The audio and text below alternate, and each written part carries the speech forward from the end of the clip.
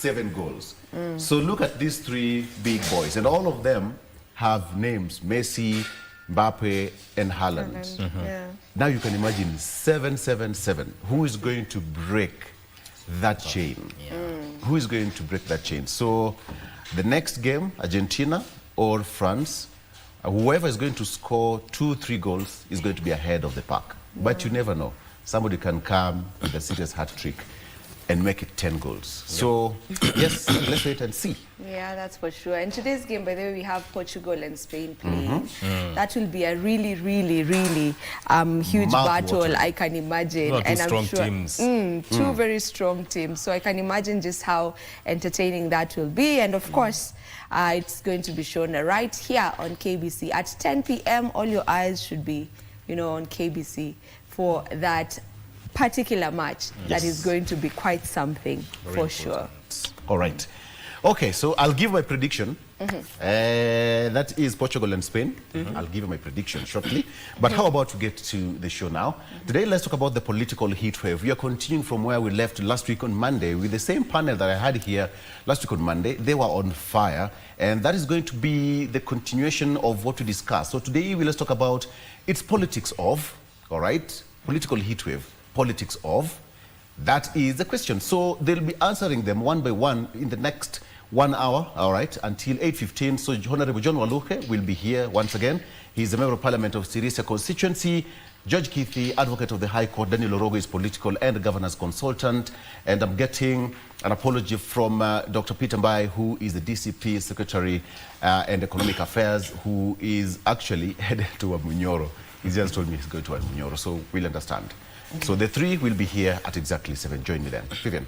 All right. And aside from politics, today being a Monday, you know that we talk matters family here. And on Family Matters today, we are going to be having a conversation on growing up online, which is the reality for most Gen Zs and most Gen Alphas and the Gen Betas who are just being brought up right now. So what are the dangers of growing up online?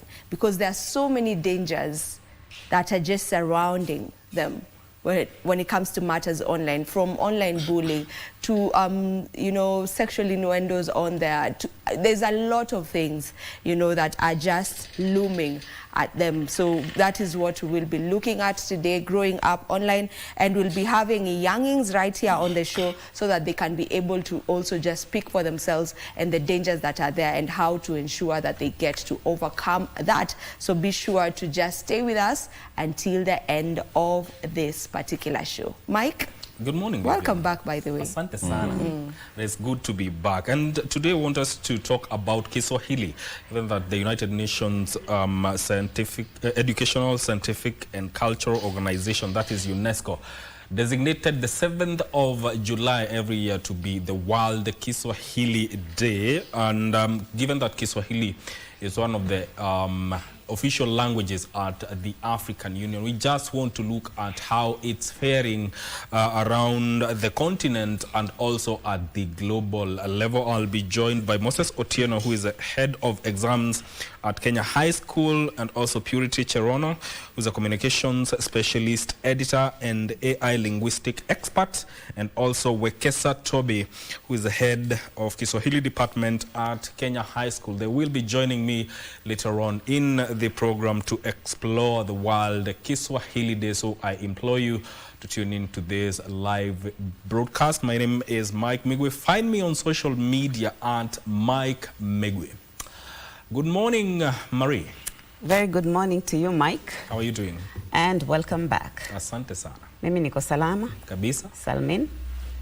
So ingekuwa kwamba tumeanza kipindi cha leo kwa Kiswahili. Manake tunashabikia Kiswahili. Lakini sitasema mengi, manake sisi wa Kenya tunasemekana kwamba tunasoma Kiswahili darasani katika mtihani, lakini ikifika kuongea inakuwa ni balaa. You've seen those, sometimes the Tanzanian parliament. Yes. Then compare that to the Kenyan parliament when they're speaking Swahili. But tunaelewa. Sivyo? Yeah, but Kiswahili is a very sweet language. Let me put it that way. Yeah. Yeah, it's a very sweet language. And I feel like when you speak Swahili, you speak to the heart. When you speak English, you speak to the mind. Like they say, when you speak somebody's mother tongue, you speak to their hearts. Yeah. Yeah, so, and I don't know if you're aware, apart from just being an AU official language, but it's one of the languages that's supposed to be, at least, can I say, the African continent? Yes, it's trying to embrace. It's even being it has been introduced in South African schools and also in Namibia, and over 100 universities in the United States are teaching Kiswahili. Yeah. Yeah. Exactly. So, kinabobea. Yeah. Tutazidi kukishabikia. Sitaki kumwongelesha mwenzangu Victor. Manake Now we are trying. Sio mdomo chake. Yeah, but pia tuweza. Yeah, exactly. Nimekusikia. Nimekusikia. So asante sana for joining us from wherever you're joining us. This is Good Morning Kenya. Of course, I'll be bringing you up to speed with matters news in just a short moment. But just to touch a little bit, I was away, Victor, last week. But something was happening in the streets which got me a little bit off. Matters of security, what's happening? Oh, I mean, I couldn't just believe that people could actually be stopped in broad daylight on a highway and be robbed. Do you know, the way it's happening, there are a lot of questions, even given the proximity of security installations, especially police stations, around the place where that was happening. Yeah, I mean, Goonism is becoming a trend in the country, and it is quite scary and unfortunate that, you know, it's kind of becoming a norm now, which is and terrible. It shouldn't really be. Yeah. That the word norm shouldn't even appear anywhere, you know. But all said and done, it's a concern that security operators need to take into consideration. We can't have the capital city where people are supposed to be, I'm not saying more secure, but yes, you know, secure. We have foreigners and locals and everybody else. You should be able to walk in your city comfortably anywhere, and of course, if possible, at any time. But if you'll be robbed as a motorist, you know, a passerby, or you know, it's very unfortunate. But let's hope that that is not something that will become a norm, but something that should be taken seriously, actually. You know, so that's said and done. Let's get to the news now, where President William Ruto has dismissed claims of political debt owed to the Mount Kenya region, while in Embu, President Ruto dismissed his critics who allege that he owes political support to certain individuals in the Mount Kenya region, saying that his long-standing bond with the region is the reason they supported his political ambition and development. Sunday, President William Ruto was at the Full Gospel Church in Gatunguri, Embu County for Sunday service. President Ruto said his relationship with the region transcends political alliances and is rooted in a history of friendship and shared values. Mimi nasikia kuna watu wengine kwa majivuno na kiburi wanasema mimi sijakuja kuomba kura Embu, ati wao ndio waliniombea. Mimi nauliza nyinyi watu wa Embu, mulinipigia kura, si ndio? Kwa sababu nilikuja kuomba.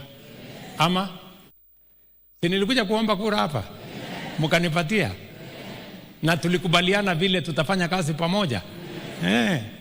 So watu watulize boli. Speaking during the church service, President Ruto said that his connection with the region spans over 3 decades. Ruto further noted that his relationship with the people of Embu was established well before his presidency and is based on mutual trust rather than mere political convenience. Tukaja hapa kanisani tukiwa vijana, nikarudi hapa tena, wakati huo hata sikuwa nimeoa, nikarudi hapa sasa nikiwa na mke, nikarudi hapa tena nikiwa mbunge, nimekuja hapa nikiwa naibu wa rais, nimekuja hapa kwa mapenzi ya Mungu sasa nikiwa rais wa Kenya. The president also addressed his critics, particularly those skeptical of his commitment to national development. Kelele hii ni tumezoea makelele, lakini wananchi wanajua ni nani wa kufanya, ni nani wa kuongea. Sisi tutashirikiana na mimi nitasimama kidete. The president, who was accompanied by several political leaders from central Kenya, reiterated his dedication to advancing a development agenda that ensures all Kenyans are supported regardless of their tribal affiliations. Anagawanya wananchi, ati hawa ni wa mlima, hawa ni wa bonde, wale ni wa bahari, wale ni wa Jaluo, hawa sijui ni Tugunia, wale ni sijui ni Tongati. Kugawanya watu haiwezi kupeleka taifa letu la Kenya mbele.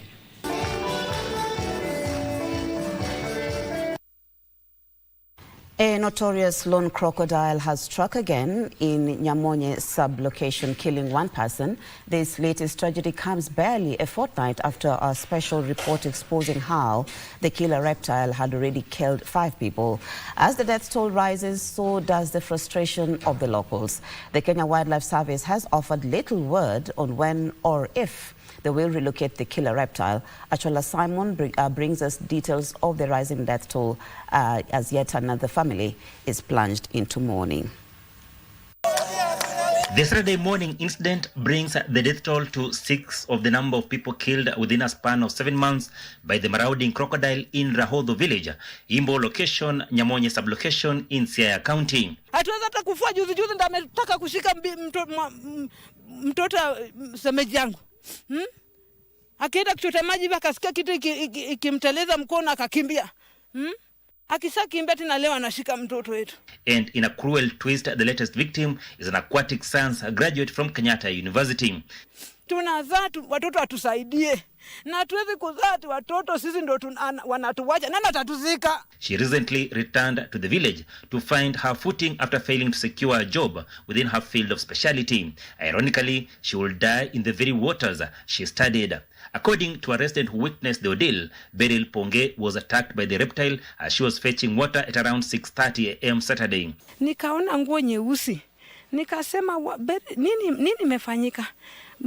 Mtoto akaniambia Bering ndio yule anaenda na mamba. Nikasema Bering, nini imefanyika mtoto wa mke mwenzangu? Her mother, who was to accompany her to the river, is still in shock as she failed to accompany her daughter after receiving a phone call that forced her to stay behind while Beryl left to fetch water, leading the donkey on a 5-kilometer stretch to River Yala. Nilipigiwa simu na huyu mama akaniambia, wewe nimetuma mtu hapo anakuja kukubeba na motorbike. Sasa kufika huko nilimuona. Kumuona sijui ni nini iliendelea. Mimi sasa sijui. Juu baadaye nilisikia tu apelekwe hospitali. Residents have once again blamed the Kenya Wildlife Service for failing to act despite numerous pleas to remove the crocodile from the waters. Now caught between a rock and a hard place, the residents are pleading with the Kenya Wildlife Service to intervene immediately and prevent further loss of life. Waache kutucheza na akili zetu. Sababu sisi mambo ya bunduki wao ndio wanaelewa. Na mtu hawezi lipua bunduki bila kujua analenga nini na hiyo bunduki yake. Their anger does not stop with the Kenya Wildlife officers only. They are demanding local leaders to take responsibility by ensuring the community has access to piped water. Mambo ya maji natumaliza. Kama mnaweza kutusaidia, mtusaidie. And as they wait for action from the Kenya Wildlife Service or local leaders to ensure safe access to water, the waters of River Yala remain a gamble as the killer reptile remains on the prowl, waiting for its next victim. After claiming yet another life, the killer crocodile is still on the prowl, roaming freely in the waters of River Yala. Ironically, a combined contingent of administration police officers and KWS officers have just left the scene after failing to capture the killer reptile. The locals can't pinpoint the exact location of the killer reptile, its movement, and its resting place. What they can also predict perfectly is that the killer crocodile is likely to claim the life of either one of the locals or their livestock. Thank you so much, Achola Simon, reporting there from River Yala. And hopefully the Kenya Wildlife actually will take action, because 5 is too many to take action. Let's look at the political watch, where leaders across the country have continued to condemn the use of criminal gangs and goons to disrupt public gatherings ahead of the 2027 general election. The leaders who spoke in different events called on politicians to engage the youth in constructive politics and desist from exploiting them for political gain. They also want security agencies to act decisively and arrest the gangs. Barely a day after the Linda Mwananchi faction was attacked by goons during their tour in Keumbu, Kisii County, Anglican Church of Kenya Archbishop Jackson Ole Sapit has warned the trend of using goons for political expediency could plunge the country into chaos. Ushindani wa uongozi si lazima iwe kwa njia ya vita na furugu na chuki. Tunashindana kwa ideas, tunashindana kwa yale ambayo tunaambia Wakenya waamue vile wataamua kulingana na kazi ambayo wameamini tunaweza kufanya. Ule mwanasiasa yote ambaye anatumia wauni kuweza kuumiza na kukandamiza wamama, watoto na vijana wenzake ni mwanasiasa ambayo ameishiwa na hesabu. Separately, PDP leader Martha Karua, speaking at St. James Catholic Church in Mwea, cautioned opposition leaders against premature declarations on a joint presidential candidate, warning it could breed disunity. Hatujafanya the rules, the structures for announcing. So if anybody is saying they're announcing, it is not for the united opposition, it's for them only. This comes as former Kirinyaga woman representative Wangui Ngirishi faulted the government over alleged extrajudicial killings and forced disappearances.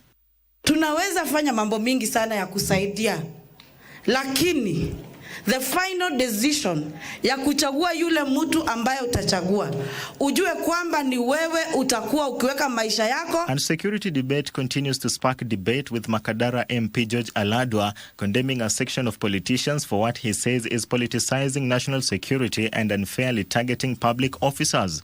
Bwana Omolo PS afanye kazi yake kama PS wa Interior, kwa sababu hiyo docket ambayo ako ni docket very sensitive, na tungetaka mchezo nayo. Tunataka wapewe nafasi ya kufanya kazi. Tunataka usalama nchi mzima. Kiti ya PS Omolo ni kiti very sensitive. Hata kama hapo kwa nyumba 10 kuna vile security iko. Security inaanzanga na wewe mwenyewe. If you weaken your security, tafadhali hata wewe mtu wa media hauko safe. Makueni Senator Daniel Maanzo, on his part, is calling for a full probe into recent abductions and respect for media freedom and human rights.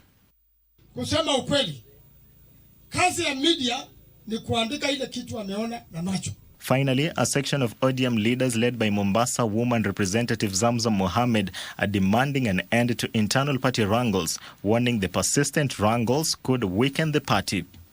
Na mimi nasema wewe na jeshi lako endeleeni kushika chama cha ODM, tusivunje chama, lakini sisi tuko pamoja.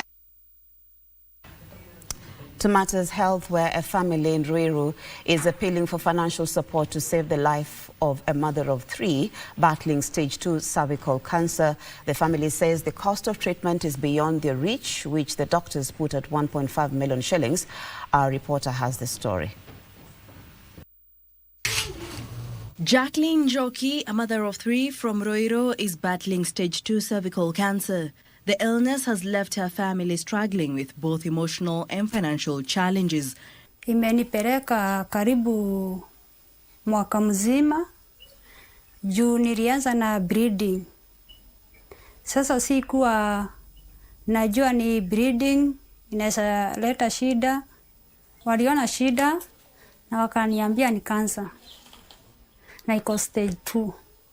Sasa daktari ndiye alituambia ni cancer na iko stage 2 na ni cervical. Sasa wakati alituambia hivyo, akatuambia tukibizane, tusiende kukaa kwa nyumba, tuitane kama familia ndio tuweze kuokoa uhai yake. Njoki is currently unemployed, while her husband Paul Kafoi is unable to work after developing a serious eye condition that has affected his vision. Kwanza mimi ndio nilikuwa wa kwanza kuharibika macho na kula mashida mengi na hospitali, naye ndio alikuwa ananisaidia. Ikawa naye akashikwa na ugonjwa, imemsumbua kwa muda mrefu. Nimesubuka naye bila macho na siwezi kumsaidia. Kama hapa ninakaa si kwangu, Hii nyumba ni ya kukondeshwa. Inataka pesa sina, mzee hayuko kazi. Macho ilipotea hivyo. Niko na watoto. With no stable source of income, the family is struggling to meet daily needs as well as the rising cost of treatment. A well-wisher has stepped in to provide food and facilitate hospital visits, but doctors have recommended treatment costing 1.5 million shillings. The family is now appealing to members of the public for financial support, expressing hope that timely treatment will give Njoki a chance to recover and continue raising her children. Tulitafuta pesa tukaona ile pesa tunaitishwa haipatikani. Tukarudi kwa nyumba tukakaa. Vile tulikaa kwa nyumba tukaona wakati ni kuenda unaenda, tukaita majirani. Tukatumwa boxing. Tukaenda nayo ikaenda kama wiki 2. Bado nayo ilikuwa inatakikana pesa na hatukuwa na pesa. Tuombe wasamaria wema watusaidie vile wanafaa, angalau hiyo ugonjwa yake ya kansa akipewa livalo hiyo 1.5 ikipatikana anaweza tibiwa na atengenezwe na mwili kuwe sawa sawa. Wasamaria wema wamekuwa wametushikilia hapa pamoja na hii jamii, na ikawa mahali tumefika isipokuwa ni marafiki hatungekuwa tumefika. Chochote uko nacho. Well-wishers wishing to support Jacqueline Njoki's treatment can send their contributions through M-Pesa number 0708 685 302, 0708 685 302. Now, Nyandarua County is banking on its big 5 attractions: the Aberdare Ranges, Lake Oil Bolosat, the Happy Valley Homes, the Aberdare Arboretum, and its 2 equator crossing points to position itself as a premier tourism destination. Tourism Cabinet Secretary Rebecca Miano says the upcoming All Bolosat Cultural Festival offers a platform to showcase the county's hidden gems while diversifying Kenya's tourism offerings. Regina Manyara reports. Ahead of the week-long festival celebrating tourism, culture, sports and the blue economy, residents of Nyandarua are gearing up for the All Bolosat Marathon. First of all, is to thank my coaches, Mr. Sapolo and my coach Mary. They have been very supportive. The race have not been easy. Situated at an altitude of about 2,400 meters above sea level, Nyandarua is increasingly being promoted as an ideal high-altitude training destination for athletes. We've decided, instead of only selling ourselves as a food basket of potatoes, we want to combine this one with being a champion of wellness county. We'll also have a marathon that will show the sports talent that this area has. The county will use a festival to market its largely untapped tourism attractions and attract more local and international visitors. Together with the Ministry of Culture and the Ministry of Sports, we want Lake Bolsat to be a tourist attraction, not only for Nyandarua people, not only for domestic tourists, but an international product where visitors can come in. Tourism Cabinet Secretary Rebecca Miano says plans are underway to integrate Nyandarua into the Mount Kenya tourism circuit, a move expected to stimulate investment, create jobs, and accelerate socio-economic development in the region. This is what we want to tell Kenyans. Kenyans should stop wasting their weekends in Nairobi.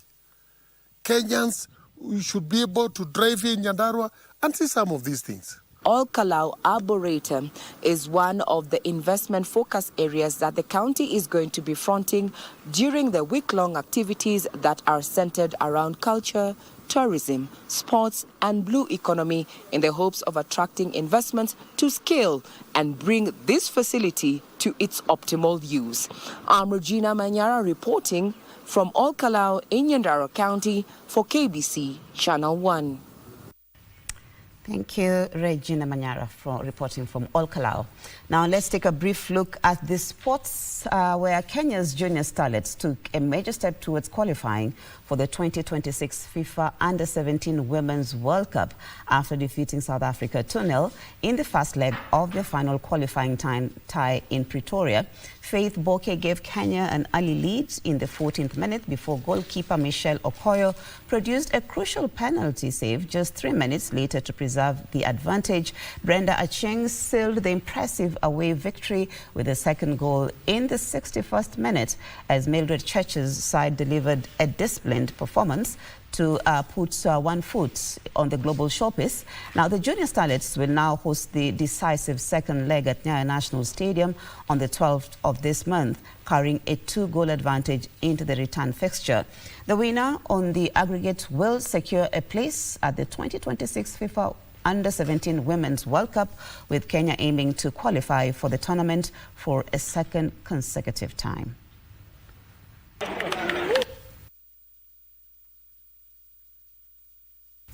Well, that is where we bring the news to an end this morning. Thank you as always for your time and your company. My name is Mariam. Of course, the rest of the Good Morning Kenya crew is on standby to take you or to steer you through the rest of the program. Have a bright day.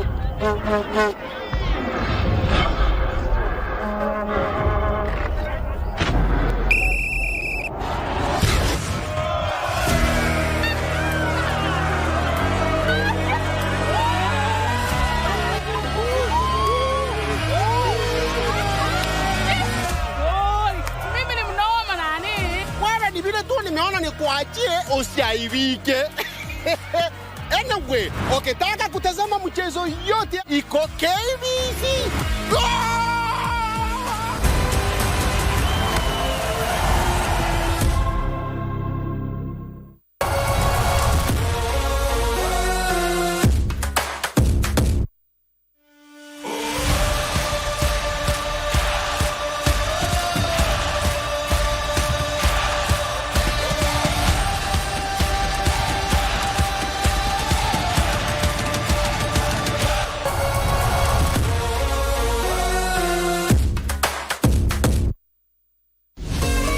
Got the fear of missing out? Want to keep up with all the latest entertainment news and latest celebrity gossip? From the latest rumors to popping events to the newest fashion trends, here is where you get all the tea or juice when it comes to entertainment, and you get it served on time.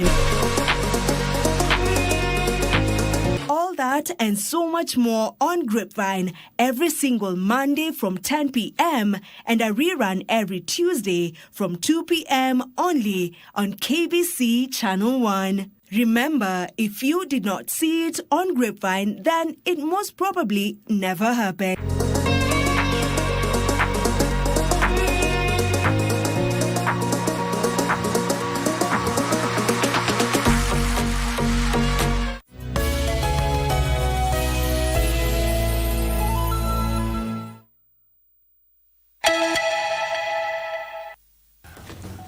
All right, welcome back. It's now 3 minutes past 7 a.m. Good morning.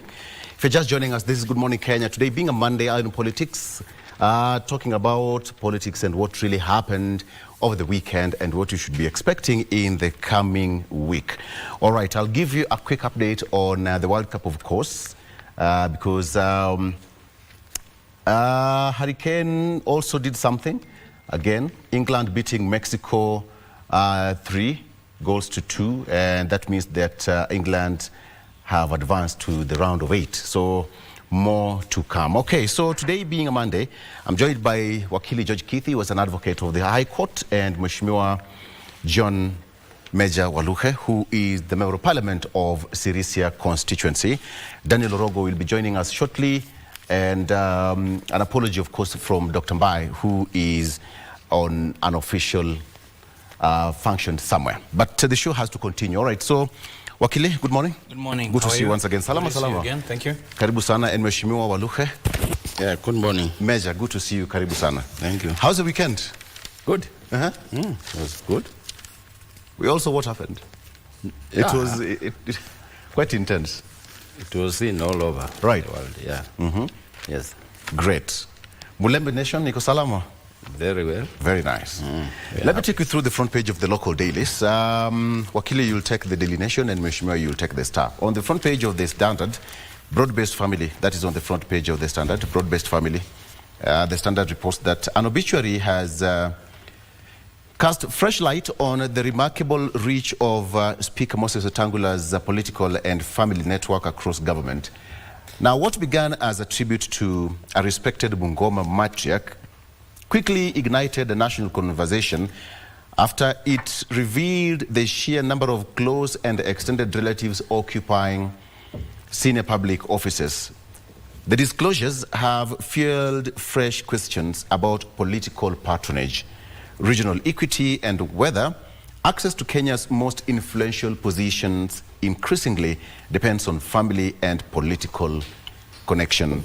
The Standard has illustrated there with the main person on the front page is Speaker Moses Wetangula. You can take a look at that. On the inner pages, it also talks about education reform leaves schools with more cows than students. I think that's just a sorry state of some schools in the country and across some of the questions. And of course, that story continues on page 4, where family obituary thrusts Speaker into storm over government jobs. That story is detailed there for you. But the story that is also making the inner pages is rule of goons. Is Kenya going the Haiti way? That's the big question here, with goons reigning terror amongst innocent civilians across the country. And it's now upon the national government, headed by the Interior Cabinet Secretary, Kipchumba Murkomen, to do his best.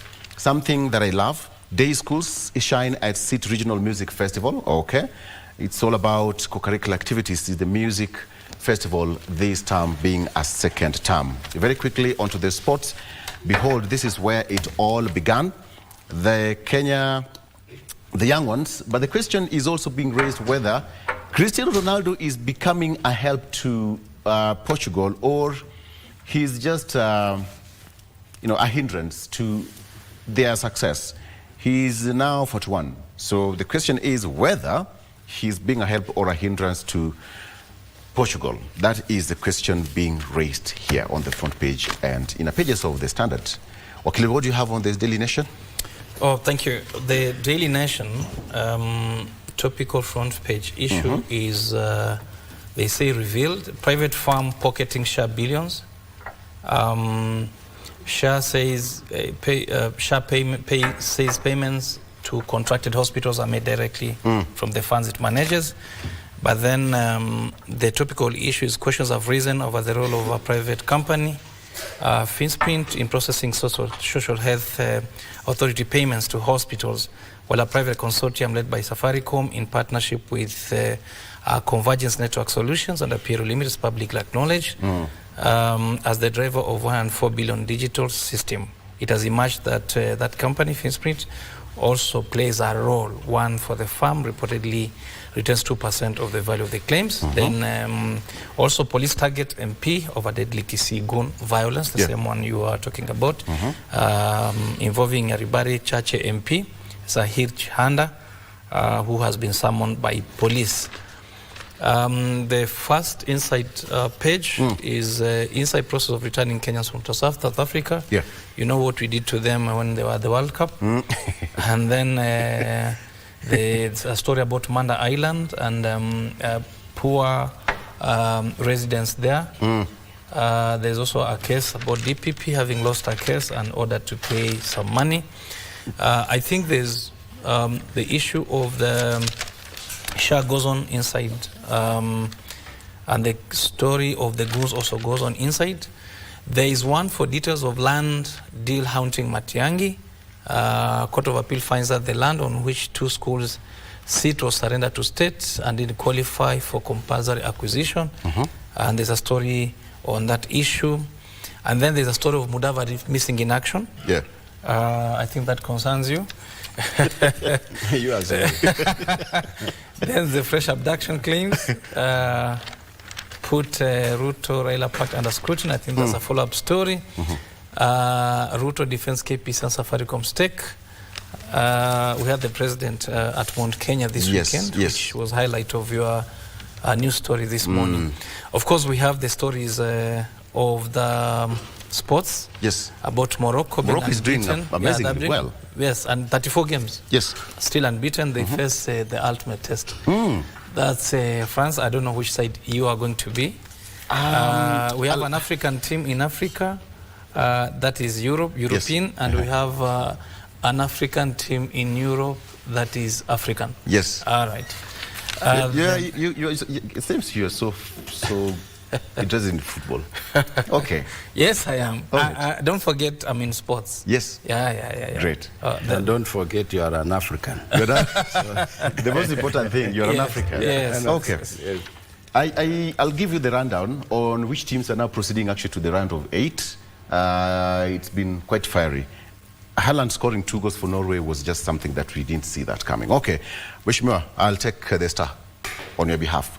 Employers now feel pinch as 12% pay increase order takes effect. Workers to get pay arrears for last 2 months. That's the story that is continuing on page 4 and page 5. Ruto dismisses Gachagwa's role in 2022 poll victory. He said that alijitafutia kura, and so nobody actually helped him.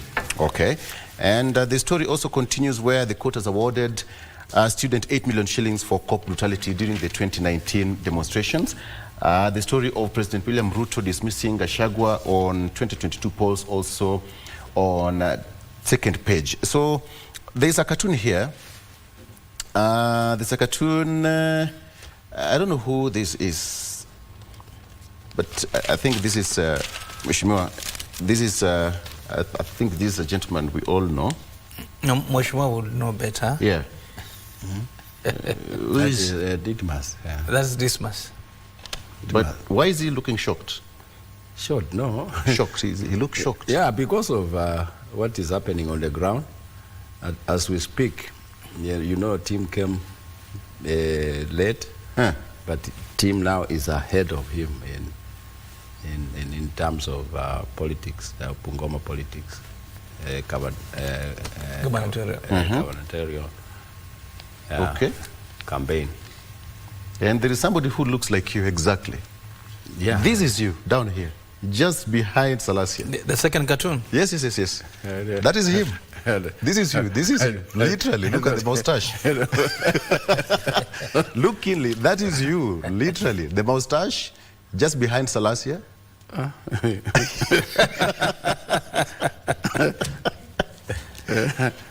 Let's say it's a look-alike. Oh, maybe that's a look-alike. On the start, it did get it clear.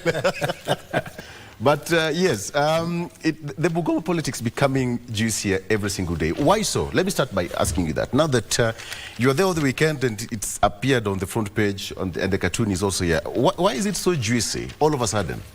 Yeah, but that was just a funeral. Yes. We all went to attend a friend's funeral. The Honorable Wamboka's brother died. Right. So all politicians went to say sorry to our colleague. And then politics came up. Yeah, and it went like that. The way you saw it, you heard it, and that is how it was. Okay. Wakili, do you have a question for him? Yes. Yes, go ahead. So what happened? No, we you know, politics. You are now joining politics. Yes. So we tried to, you know, like opposition actually tried to show that they are going to the next government as they spoke. But to me, it isn't because they had mobilized the ground for them, yes, and as we had not mobilized, we didn't know that it was going to be the way it was. And they almost carried the day on that day. So it is what it is. Yeah. Okay. But this must need something. Not it must. Yeah. You know, people, these people, wananchi, when they see us politicians, they always expect at least maybe when you talk after talking, you promise that you are going to give them something or you are giving them something, money. But they did not. This opposition, you know, they always think that election is for free. Yeah.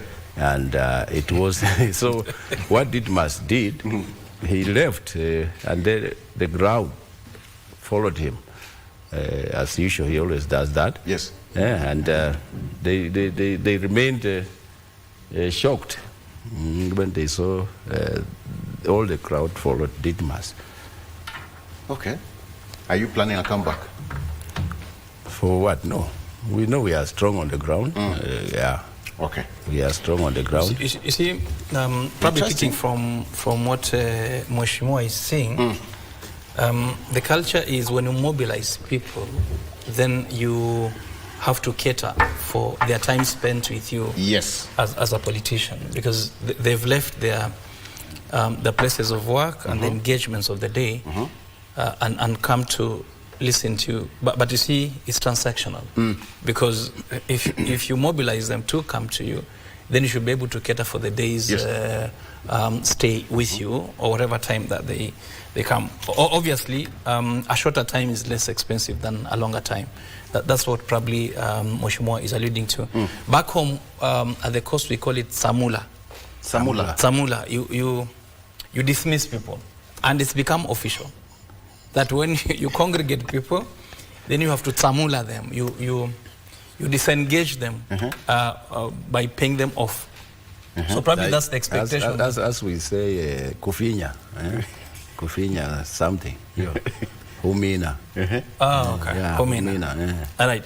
So they did not mina because they always believe that they are either popular, but to me they are not popular. There's no opposition, no strong opposition in this country as we speak. Yeah, because like Sifuna, when he came, after mobilizing the crowd for him, they expected a lot from him. And what shocked people after his speech, when he spoke, that he doesn't have a party. He has come for the people to direct him. And also he said that he doesn't have money. So that people should sell even kuku to support him. So, you know, that is a shocking story to a politician who wants to become the president of this country. Yeah. How can someone sell his kuku to support his campaign? Yeah, that is shocking. Okay. Yeah. As politicians would say, everything is close to their chest. He knows what he's doing. I think most importantly, is the expression of power and pursuit for power has its variations. Yeah. There are times in political packaging where people would play victim in order to win sympathy, so that a politician could ride on a bicycle and get elected. That happens. Because people would get the expression that you are good for us and one of us, except that you have the means. But a seasoned politician cannot work. That for a seasoned politician won't work, because the presumption is that money and power are relatives. And that once you express yourself in a demeaning manner on account of asking a voter that the voter should fund you, it really works. Especially when you tell them an expression like, you sell your chicken to fund me, it is not offensive, but it's demeaning in the packaging of politicking. Yes. Contextually, therefore, you are telling the people, I cannot offer you a benefit of engagement now. They have hope in you. Yes, so you don't create hope to the people. Unfortunately, wealth and the packaging of wealth as against people who are poor, that's what gives you hope. Because a lot of those people that you engage in want to be given hope and probably want solutions that are immediate. Because when you're hungry, honestly, you can't be told you'll be given food some other time. Yes. Now, contextually, therefore, when you package it, the political packaging and messaging at the time, if it doesn't give hope, then people are going to walk away. And if this must, therefore, to him, the people who are going to walk to him or walk with him on account of the promise or how he's packaged himself before that incident, then obviously they're going to walk with him as against an oppositionist to him who would say that I don't have money. It looks ideal. It looks like the best political packaging in the context, but that's theoretical because the practical aspect on ground is that people want immediate hope, and that then is politically demeaning for a person to tell people, I can't samula you. That's you. Yes. Okay. That's a new one. Today we've heard samula you. So the economic pressures and of course the regional, thing that we're talking about. Let's come back to the to what is happening. Last week we talked about how the economy or the Kenyan election in 2027 will be. We discussed that. And the most important one was the ethnic balance and the arithmetic and how the numbers would affect 2027. So today let's talk about the ideologies versus promises. All right, the ideologies. So let's talk about the ideologies versus promises, because you've talked about the issue to do with hope, selling hope to the people, but ideologies, the politics of ideas. You've heard the president saying hawana agenda. So is it hope or agenda? What does Wanjiku look for? Mheshimiwa, let me start with you. You've been in the game. It is hope, but you can mix the two, hope and the ideologies, because it all matches. For example, all of us live on hope. Like us politicians, we live on hope. Sometimes you can hope like now what Sifuna is doing, is hoping that in future he may become a president if he plays his cards well, and that's not now, but in future, like another term, either when he's playing his cards well, if he does what Wananchi wants, if he looks for everything that is needed for him to make him become relevant, to continue with his politics, that is hope.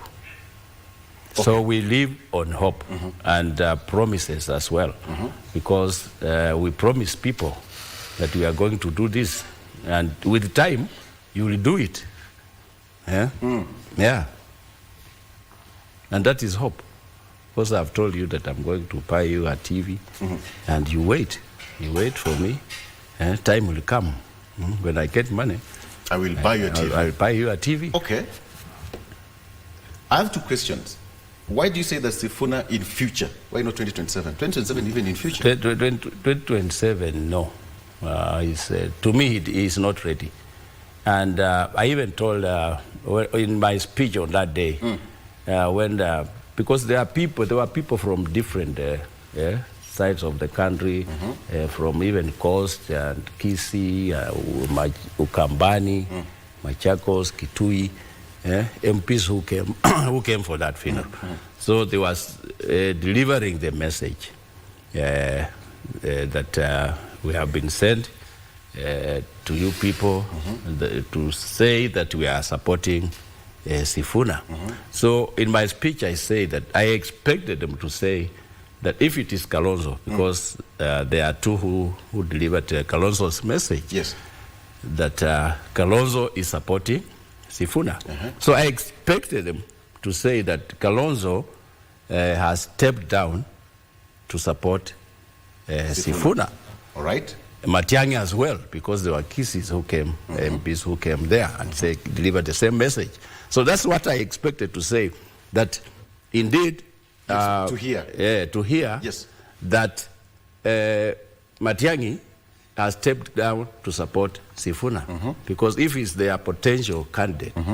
But they don't say that just to say that we are supporting. Kalonzo is supporting Sifuna, Matiang'i is supporting Sifuna. In which way? What kind of support? Yes. Did not say. Moral support. Moral in politics does not does not work. That one even she can tell you, you can tell him, yeah, or he can say, I'm giving you moral support. That's not enough in politics. Yeah. Okay. So, but there was that one picture that was going around on social media where Honorable Sifuna was given the front seat, the middle front seat. Yes. Which is quite conspicuous. Yes. You could actually see the sitting arrangement. That was, that would send a message. In terms of packaging, in terms of messaging, that was actually sending a message. So, thereafter? That's the question.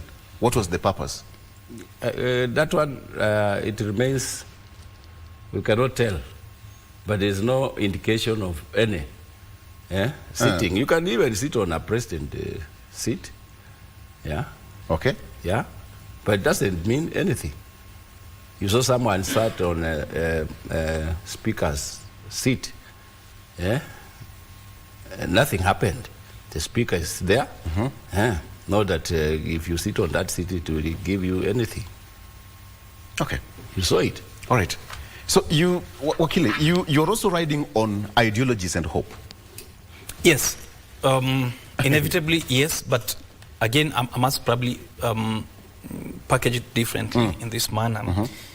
That a social contract during campaigns is established within the context of the messaging between whoever is asking to provide the services of leadership and the people who are to be led by the person. So it's a time that there's a conversation over community. It could be local, it could be national. But what happens is you then create an expectation, and because it's repeated many times in that interactive nature, it becomes a legitimate expectation. Because whether you write a manifesto or not, the political messaging out there becomes legitimized because you agree with the people. You tell them, I'll solve your land problems, I'll build schools, and I will solve your problems. Because I have capacity to do so, and I'm oriented in the style of my leadership as I'll provide to you. Then the people therefore agree with you in an ideal situation and vote for you. The expectation will be that forms a social contract that is supposed to be transported into execution once you get into power, or the leadership position and space that you are asking for. Now, the narrative at that time will obviously be packaged in words and content that is seductive. Yes. All right? So that then now that is campaign. Yes, now. but that's campaign. All right? But seduction is not reality in any context. Because once you seduce and you have to execute, the execution comes with its own reality check. Very good. When you come to execution, therefore, there is the promise as against the reality, and therefore the reality subdues the promise. Then what? Then okay, Edelea too. But then why don't you promise something you know you can deliver? No, I will tell you this: you're supposed to promise that which you can deliver, but even in that promise, it's in the context of a competitive environment. So you promised a school, a high school, I promised a university, right? Mine looks flowery. You promised, so I have to outpace you and probably, let me put this, outcompete you when it's political packaging. Now, the context, coming to now what you've asked, the context of hope ideology gets fused. Look at the political parties' ideological approaches. They're not distinct and different. For instance, you cannot say the pattern of approach of a certain party is distinct and different from the other party, because one is that there is an unrestricted movement of the political actors between one party to the other. And number two, you would also see that there is the mirroring of the ideological packaging of the political parties, because the scene of implementation and politicking remains the same. What politicians I know is the messaging will be the same, except that perhaps the decibels upon which you give the messaging out will be higher. You want to be heard more, but the environment remains the same. The context remains the same. And the problems of society remain the same, notwithstanding whether in one political party or another. And therefore, you realize that the political parties will not be distinct in ideological approaches and repackaging. So, I think what remains dominant between hope and ideology is hope. How you sell the hope to the people, because hope is non-tangible. It is words packaged for future, right? So once hope is sold to the people, then they buy it on account of how good you are as an orator. And then now I come to the context of hope in democracy. Wakili. And that is the game that you have mastered. You sell hope to the masses. You sell hope to the masses. Yes. So, okay, let's talk more when you come back after this break. Stay with us. Stay with us.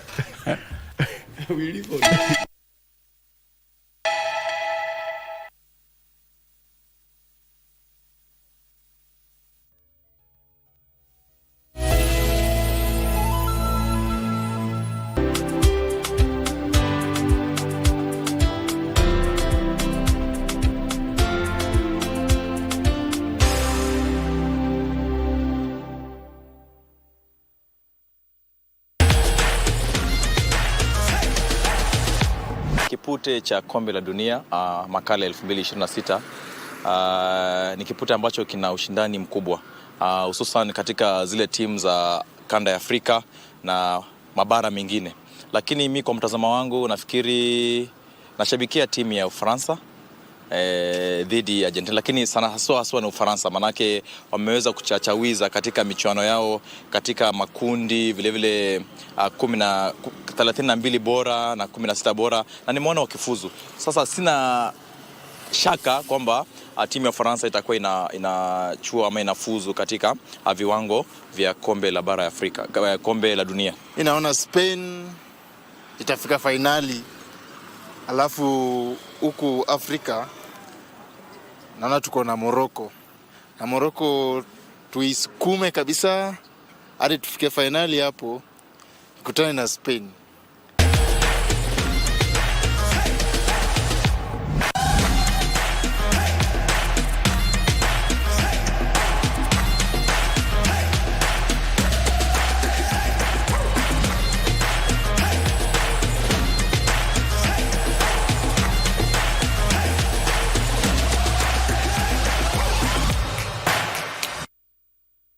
In a world where news is ever changing, staying informed is more important than ever. Join us every week on News Check, your go-to show for the latest in current affairs, breaking news and in-depth analysis. A warm welcome to KBC News Check. From politics to global events, we bring you content that matter to you. We're not just speaking about the governance and how we want to see it, but want to actually participate. Get your facts, hear from the experts, and really understand what is happening around you. We need to change our system first. You have to do the impossible to make sure the message is home. Stay ahead, stay informed, stay engaged. Will these people, everybody agree? Just listen to me. Let's give him a chance to clear the air. Catch News Check every Tuesday and Wednesday from 10 a.m. to 12 noon. Only on KBC Channel 1.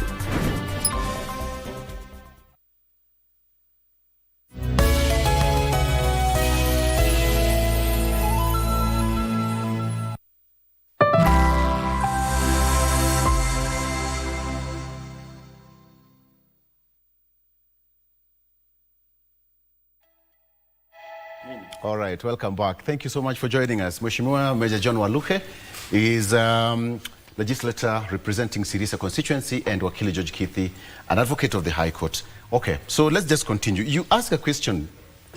You said something, and I had to ask a question. Mheshimiwa, is Wanjiku aware of the promises and ideals that you sell to them? Because ideally, we have another contract renewal in the next few months. That is after 5 years. Yes. So Wanjiku will come back And there's a scorecard. You'll tell the people of Sirisia, this is what I promised you 5 years ago, so this is my scorecard. So how do they gauge you? As I told you that we live with hope all the time. And the question we have asked is about Wanjiku. Yes. If Wanjiku is aware about the hope. It is true that Wanjiku is aware. Yeah, Wanjiku is always aware because we sell hope to Wanjiku. We give promises to Wanjiku. And the promises that we deliver, we always deliver to Wanjiku, we fulfill some of them. And some of them, because you cannot do everything. We are human beings. Sometimes you can be overwhelmed with maybe finances, can go down.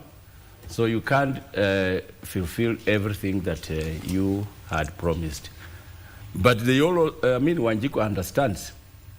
Once you can do one or two things, and then when election, like you have said, it is coming in a few months, 8 months. Yeah, we'll go back and remind Wanjiku that we are still selling hope to you, to Wanjiku, that after elections, the few things that remained undone, we are going to do them. Yeah, and they listen to us. They understand. Wanjiku will understand that it is true. Maybe you have done one or two things to show your commitment. Yeah, then they will bring you back. So how do you gauge what you can do and what you cannot do? These things are on the ground. Not that I catch. Something, if I promise that I will buy you a bus, this school or that school, they will wait until that time. If you have done it or not. Like many of the things we do them. Yeah, that I'm going to build, to make sure that we build that school for our children. Time come, have you done it? They'll also ask you. Wanjiku will ask you. If you have not, they say that, they'll say, no, because of this and this happened. Yes. Yeah. So just wait, be patient, give me time. Another time. Yeah. Then they will give you. Give me another time. Another time.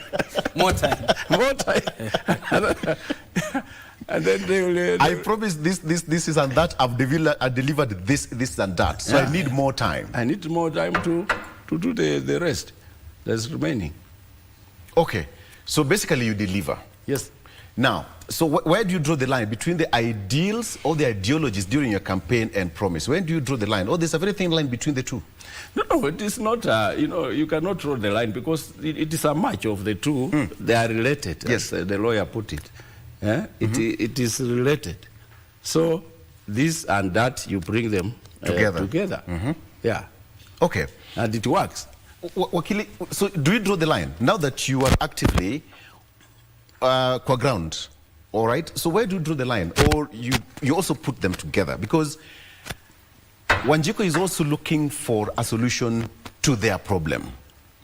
And they see hope in you, and you're also selling that hope to them, that you're going to be part of their solution. So where do you draw the line? Or you just keep the line going altogether until the last election? I think the context in which you're putting it is ideal. It's an ideal situation. And it's an Puritan approach to what will be distinct. But I should put it this way, that hope is not in clarity. Okay? There's something, let me explain. There's something called tragedy of commons. All right. That which belongs to all belongs to none. And let me explain why I'm saying that. If you, for instance, the context, easy context, I'll probably explain it, is when you went to a class and as a teacher and you tell the student, at break time, let me have all the math exercise books. I mean, nobody's going to bring that book because it's everyone.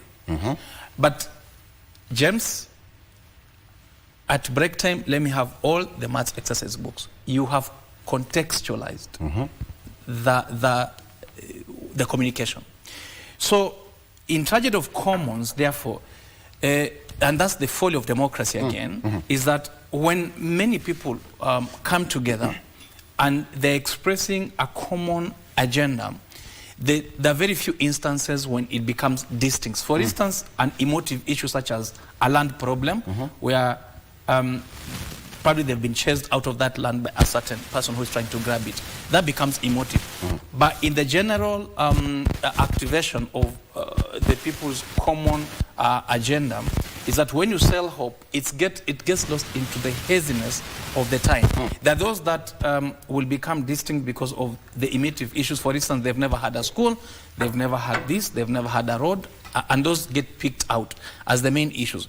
But in the generalities of selling hope, hope becomes common within the context of the folly of democracy, in the context of tragedy of common. Yes.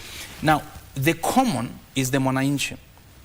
When he votes, or that mwananchi votes for hope, it must be an emotionalized hope, meaning that it becomes an emotive issue, and that's why elections become emotive. This is how they become emotive. Being that the people know that when they relate to a certain person, the closer you are, the more propensity for benefit arises. For instance, this one will educate my school, my children, I will get a job. So there are those personal interests within the figurative approach of the support. So I'm supporting that person because of the immediate, and I'm talking about very local politics, Mheshimiwa. And those that are emotional to supporting a person are those that know that that person speaks a certain language that is contextualized to their situational moment of that time. I will tell you this. The Kenyan we're speaking to now on TV is not the same Kenyan who will vote. They're different people. Those are very different people. When we come to voting, the social factors that bring fissures into division, so that you get biased to vote for someone or against someone, do not become the distinct issues that are intellectual, that are distinct, and that are logical. Yes. Election is not logical. Okay, so then how do you keep the momentum for 5 years? I mean, just selling that hope for 5 years, how do you keep the momentum going without fizzling out? The interactive environment and the interactive space at campaign and the settled environment within the context of the 5-year term are different. During campaign, you are more interactive with the people. You talk to them more, you speak to them more. Yes. And therefore, that context is a very close relationship with the people. That gap is created after elections. Because remember, first, you need to settle down. Of course, you have injuries, even if you've won. Meaning, therefore, that you spent money. You need to settle. And yes, and you need the break of space. And all that. But that space is supposed to make you work for the people because you made the social contract with them, like I put it, to be able to deliver what you have said. So the space of delivery is a quiet, slightly quieter space. So to say you're going to sustain persistently, consistently, insistently for 5 years is not going to be possible.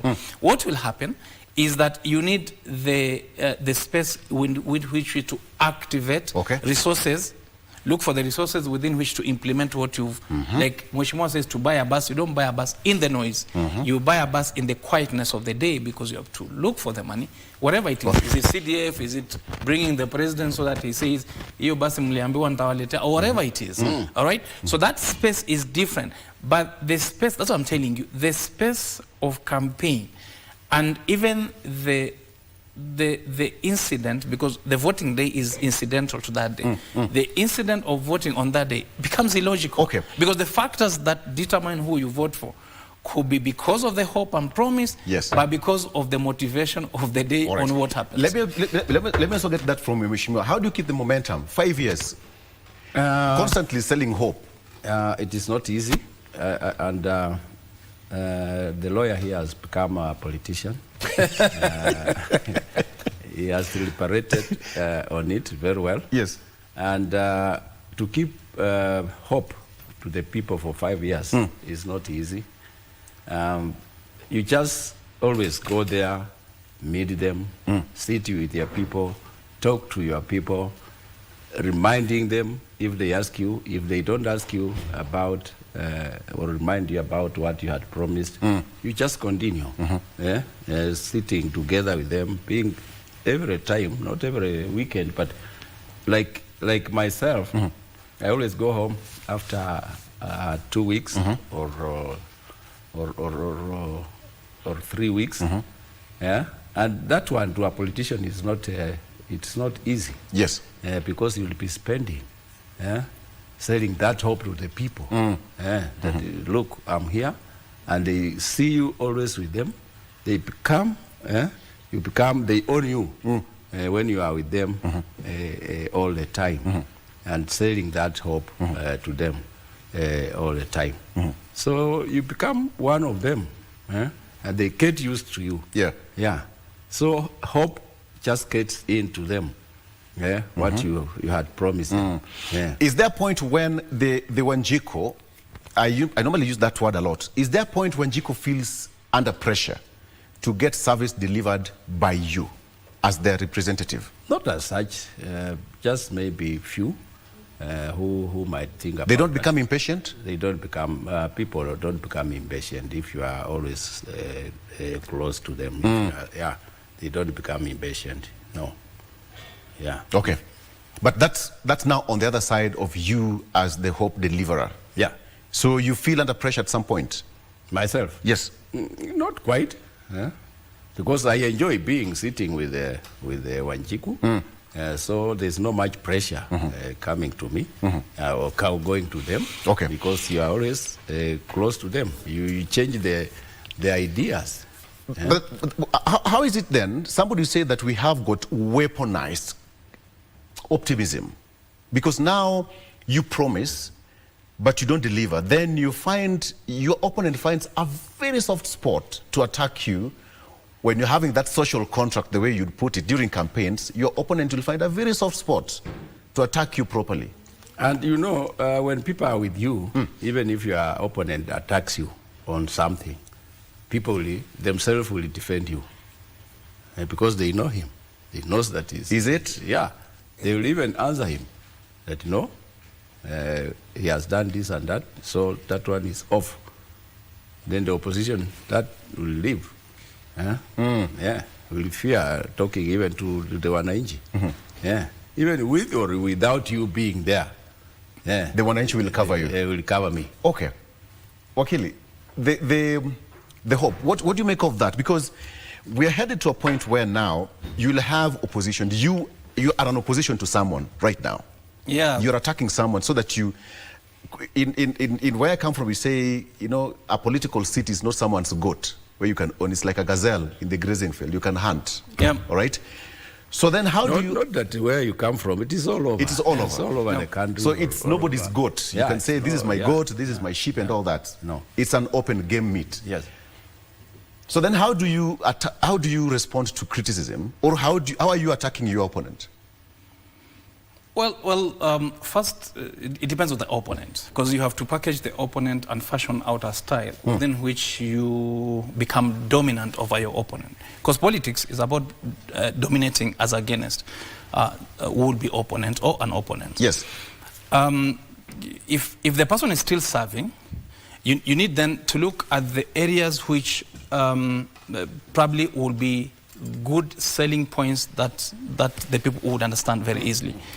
And you do that, obviously, by the information packaging that you give to the people. For instance, obviously, back home, if a mother is breastfeeding, the child does not want to stop breastfeeding. So at times, the mother applies, pepper, pili-pili, yes, so that then the child cries and sees that there's really no need to continue because of the bitter experience once I start going back to want to be there. So there must be a good reason why and how you stop an incumbent from continuing by creating the messaging that is, of course, persistently negative to subdue the person's dominance, because at the time that he's ruling, he's dominant. But the person who is there also must be able to continue to be dominant, and we say he has to be conquer and dominate. So once you've conquered is when you've won. Yeah. All right. Yeah. But then you must continue to be dominant and to dominate on the populace by how you sell hope, execute the hope, and eventually come out as a choice, an obvious choice or the best choice in the circumstances. Remember that there's no person, okay, maybe a few, but I've not seen it, there's no person who will go into election without a possibility of getting votes, all right? Whichever number of votes. And elections are majoritarian, so it's only the majority who gets more, the votes that are counted. That's what I mean. Majoritarian in the context that the person has to get more votes. But in looking for the majoritarian, which is the rule of law, is that you need to come with different styles as against your opponent. So you read the opponent vis-a-vis the people and how they're going to receive the message. But it's both in words and in deeds. So how do you like attending burial is an act of mercy. How you execute your messaging there inwards. That's what I want to ask you. Is also so how do you pick your message, and at what point do you deliver it? You know, when you're sick, okay, I have to contextualize the word to accommodate the space you're in, because you're sick. I have to give you hope in that context. But when you're hungry, I can't tell you you're sick. I have to, again, message it in a manner that is contextual to your hunger and the pain you are. But when you're happy at a wedding, I cannot, again, transport the message as consistent from the same person, but now you're at a wedding, you have to contextualize the messaging within the context of that situational environment. And therefore, that's what I'm saying, it's a social activity. Democracy therefore portends that you need to continue campaigning and interact with the people in the context in which they are, so that ultimately you become dominant in the minds of the people to be able to convince them to vote for you. Which means, is there a point where there's a gap between reality and rhetoric? When you don't feel something is not moving? Yes. It is there. It is always there. You feel like you're stagnating. Something is amiss somewhere. Yeah, sometimes, and sometimes not. Because as he has put it, Wakil has put it, you know, politician doesn't, we don't sell mandazi on the street. We just sell talking to the people. That's what we sell to the people, the information. And if my opponent come with his strategy, I'll look for my own. Like me, I have 13 formations for my campaign. 13? 13. You unleash one when one this by one one? fails, yes, one after another. When this one fails, I apply another one. And I'll coach him to win. How many do you have, Wakili? You know me, I was a military person. That is what I learned, and that is what I always apply. And it works very well. When I give them hope, they know. Hope is one of them? Yeah, hope is one of them. So you have got 12 remaining? Yeah, 12 remaining. And those ones, I cannot mention them here because some of them are... Okay. Yeah. So we say like that. You see, like President William Ruto won his election because of selling hope to the people and what he was doing to the people. The promises that time, the president really tried to fulfill what he was promising. And he used the advantage the president had because he was the deputy president, and he used the government facilities to make him popular to the people.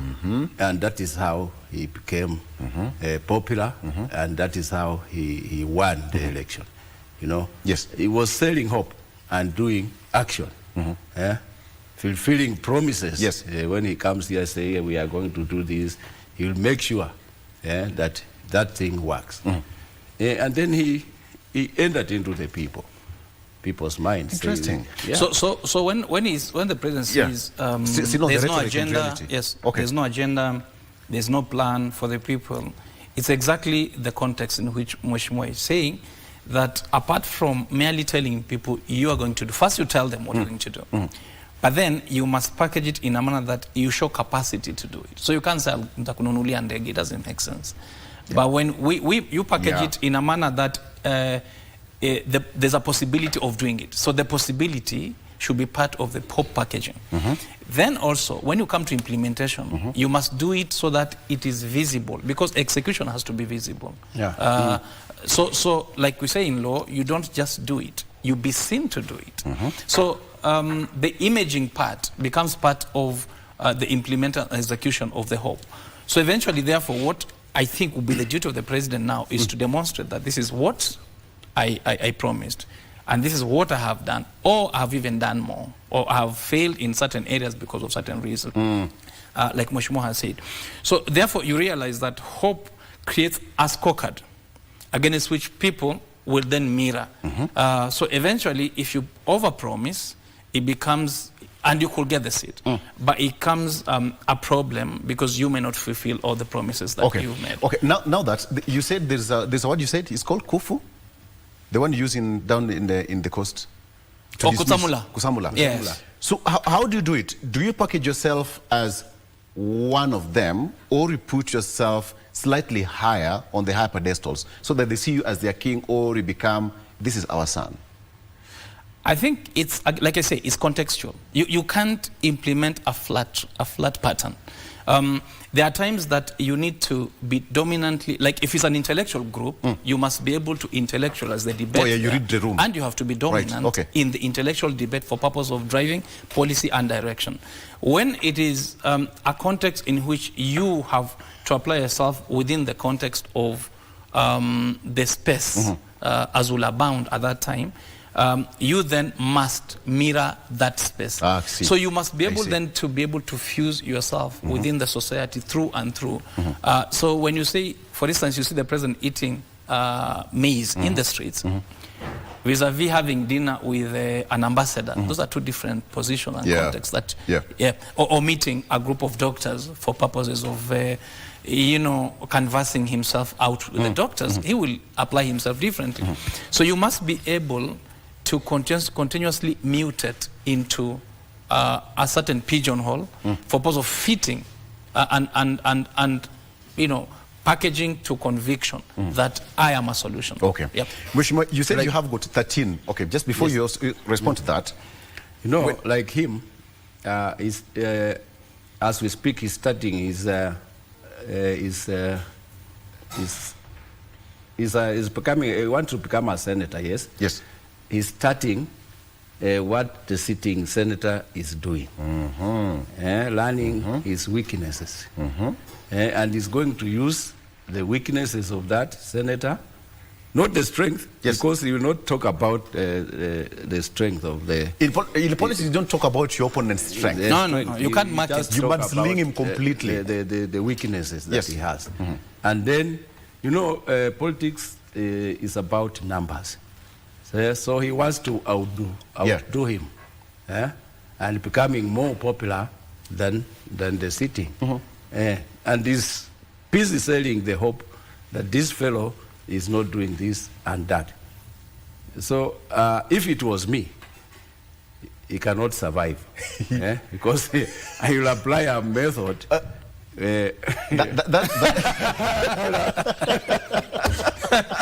The second one or the third one? And that's what I wanted to ask you. You have that one I cannot. Oh my goodness. So you have got 13. I have 13, yes. How many have you applied? I sometimes when I reach like 2, 3, 6. I can go even to 7 there. 6, 7. So you can the remaining ones are still intact. Yeah, still intact, because I have not seen someone who can bypass me and then become more popular than myself. Okay. No, because you suppress that. And that's the whole aspect of campaigns. Wakili, how many tactics do you have? How many? Tactics do you have? He has 13. The legal ones, are there. The political ones are also there.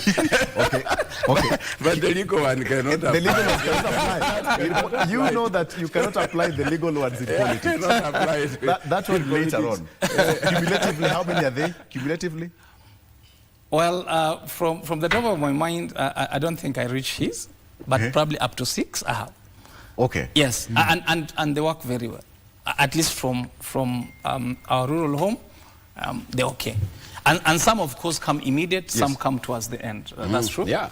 So you have to, basically it's cards hidden under the table and unleash one by one as and when the situation arises. Do me a favor. After this, go for classes. Wishmo is here. Yes. Maybe we can give you a room somewhere, sit down for a student. And add the others. Yes, and others. Okay, we need to stop there. You know, the reason why I asked this question, because we have got other aspirants who are coming. Yes. And they really need to understand what Wanjiku really need and how to keep the momentum going. Sometimes it becomes so strenuous even to Wanjiku himself, or herself, sorry, that you sold them hope, but they're not seeing that hope coming at the end of the day. That's why I ask you a question. Do they become impatient with you after 5 years now we want to renew your contract? But you've answered my questions clearly well. Wakili, I wish you all the best. Thank you. Asante sana. Thank you, asante. And Major Waluke, please, just unleash one or two.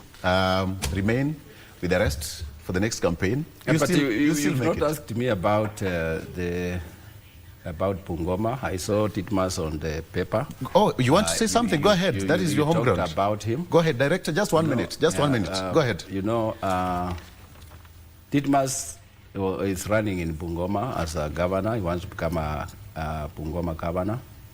For the last 3 years, he has been running alone without any competition.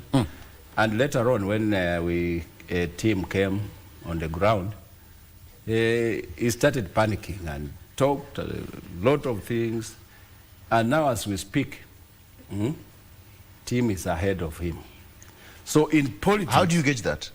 We know. You can, meet your people. You can even go around in the county. We have 9 sub-counties. You can check by going around, listening to the people. But we saw how he walked out with the numbers after that does not matter. Because like, the other day, we planned with him because you saw he was sitting next to me. And we are in the same coalition, the same party. So we talk, we plan that these people needs ABCD. And after that, we knew that it was going to happen because they had hit us hard, and now we were looking for the solution of demeaning them also. So that was the only way for Didmas to do that. So we could have worked out together, but because I'm the chairman of the region, I said, let me stay behind. And you strike. Chomoka. So was the walkout planned? Yeah. And it worked. Wow. And it worked very well. It worked very well. That's a strategy, that the only strategy that we had on that day. Is it the 13th one? No, it's one of the formations that we have, or I have. And, he also joined the military. Of course, there's an after effect. What was the after effect after that walkout? Yeah, the people saw that opposition actually doesn't have any plan. They are clueless. That's what now the people talking. Yesterday, I was in the county trying to hear from the people who are there. So they say that the opposition are clueless. Okay. You see? And that's a strategy. Okay. And you should borrow. I borrow on the walkout. You need to go to Bungoma for just 2 weekends. Just to go to Bungoma. To walk around with me. Just to walk around with him. With me. Okay. Yeah. Thank you so much. I mean, a lot is happening. Western region has a very interesting style of politics.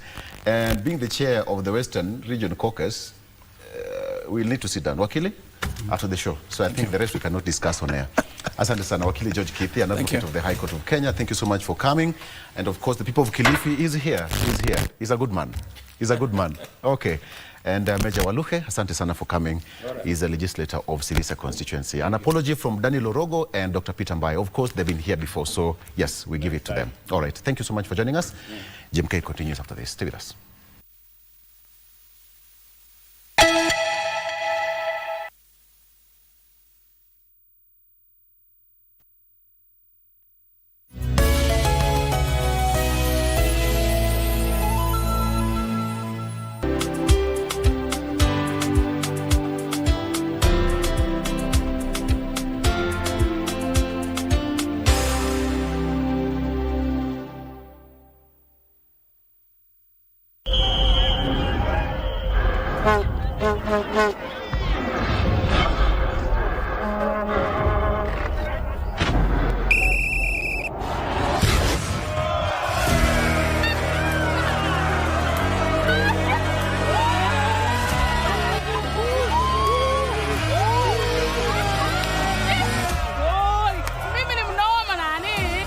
ni vile tu nimeona nikuachie usiaibike.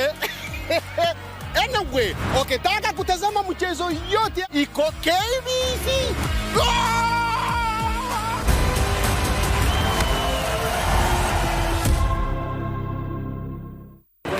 Are you ready for the next big thing in tech? Well, we'll spotlight Kenya's brightest young minds, game-changing startups, and breakthrough technology that are shaping our future. From AI and robotics to sustainable futures, we bring you the stories behind the scenes. KBC Channel 1. Remember, tech starts here.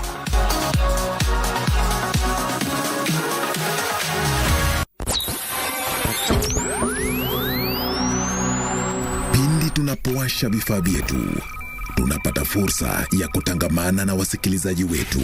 Karibu sana thĩinĩ wa tabarĩra ya Rwiga. Tunapeperusha utangazaji uliobobea katika habari, nĩ ũndũ wa macio na mangĩ maingĩ, burudani, nĩ harĩa tũkoragwo tũkĩigua nyĩmbo mwaki nyĩmbo hot, na hamasisho la kiroho. Usiachwe nyuma. Jiunge nasi kwa safari ya kufana katika 99.5 FM. Soro FM. Soro FM.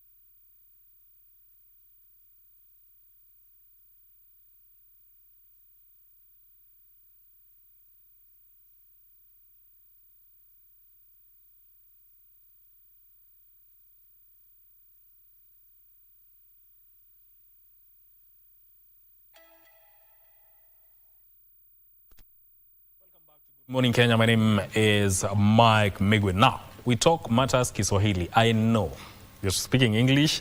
We're speaking about matters that pertain to Kiswahili language. Now, the United Nations or the UNESCO did designate the 7th of July every year to be the official World Kiswahili Day. And given that this is a language that is spoken by over 200 million people across Africa, Kiswahili is growing. You can't ignore that. And it's one of the languages that are being taught all over the world, including in some universities in the United States. We just want to look at the World Kiswahili Day and what it means for Africa's indigenous language, given that it's one of the official languages that are used at the African Union. For that conversation in studio, I'm joined by Wekesa Toby, who is the head of Kiswahili department at Kenya High School. Karibu sana. Nashukuru. And also Purity Cherono is a communications specialist, editor, and AI linguistic expert. Karibu sana. Asante. And also Moses Otieno, who is the head of exams at Kenya High School. Karibu sana. Asante sana. Let's get right into it. When you look at Kiswahili language today, and I will start with you, Toby, the prevalence of Kiswahili within the continent of Africa and the fact that it's recognized as the official language of the African Union, what does that mean for the African languages and especially Kiswahili? First of all, thank you so much for inviting me to the studio to talk about Kiswahili. Tukizungumzia kuhusiana na Kiswahili, ni lugha ambayo ilizaliwa, ikakua na inaenea, na maenezi yake ni mapana mno.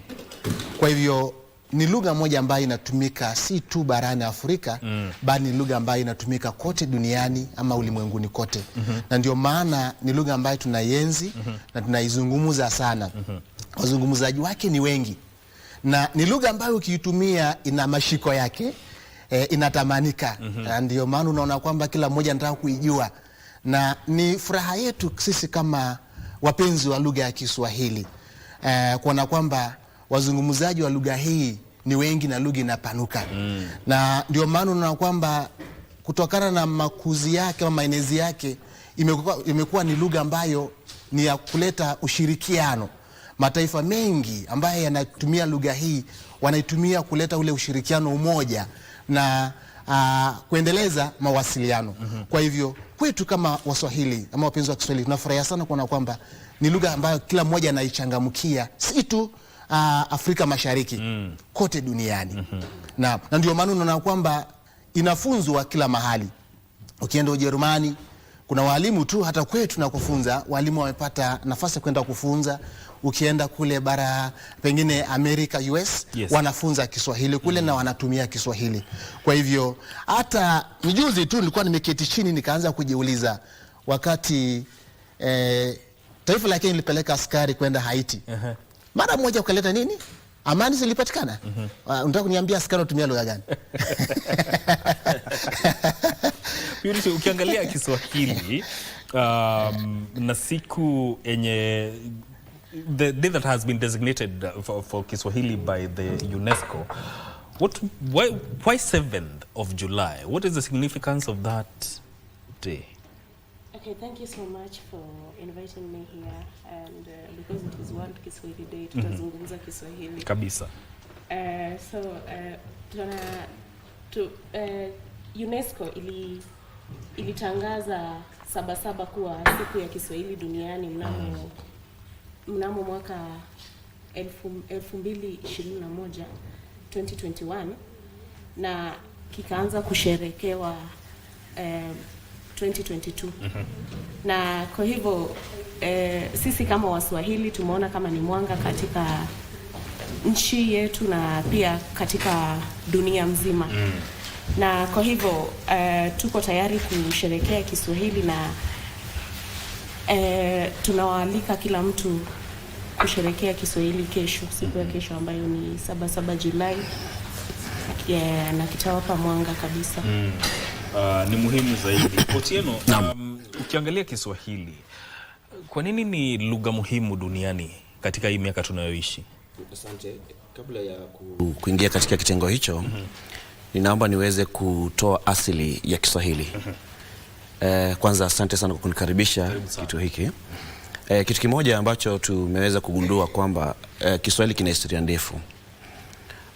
Kwa mfano, mbona tarehe 7 mwanzo ulipomuuliza mwenzetu aliweza kueleza, labda niweze kueleza kwa kina chake ndio kaweze kueleweka kwa watazamaji. Kile ambacho kiliweza kutokea ni kwamba mwaka 1954 Mwalimu Julius Nyerere ambaye alikuwa rais wa Tanzania aliweza kukiweka Kiswahili kuwa kwamba ni lugha ya rasmi ambayo iliweza kutumiwa katika kutafuta uhuru nchini Tanzania, Tanganyika. Na katika kikao kile ndipo ikawa tarehe ngapi?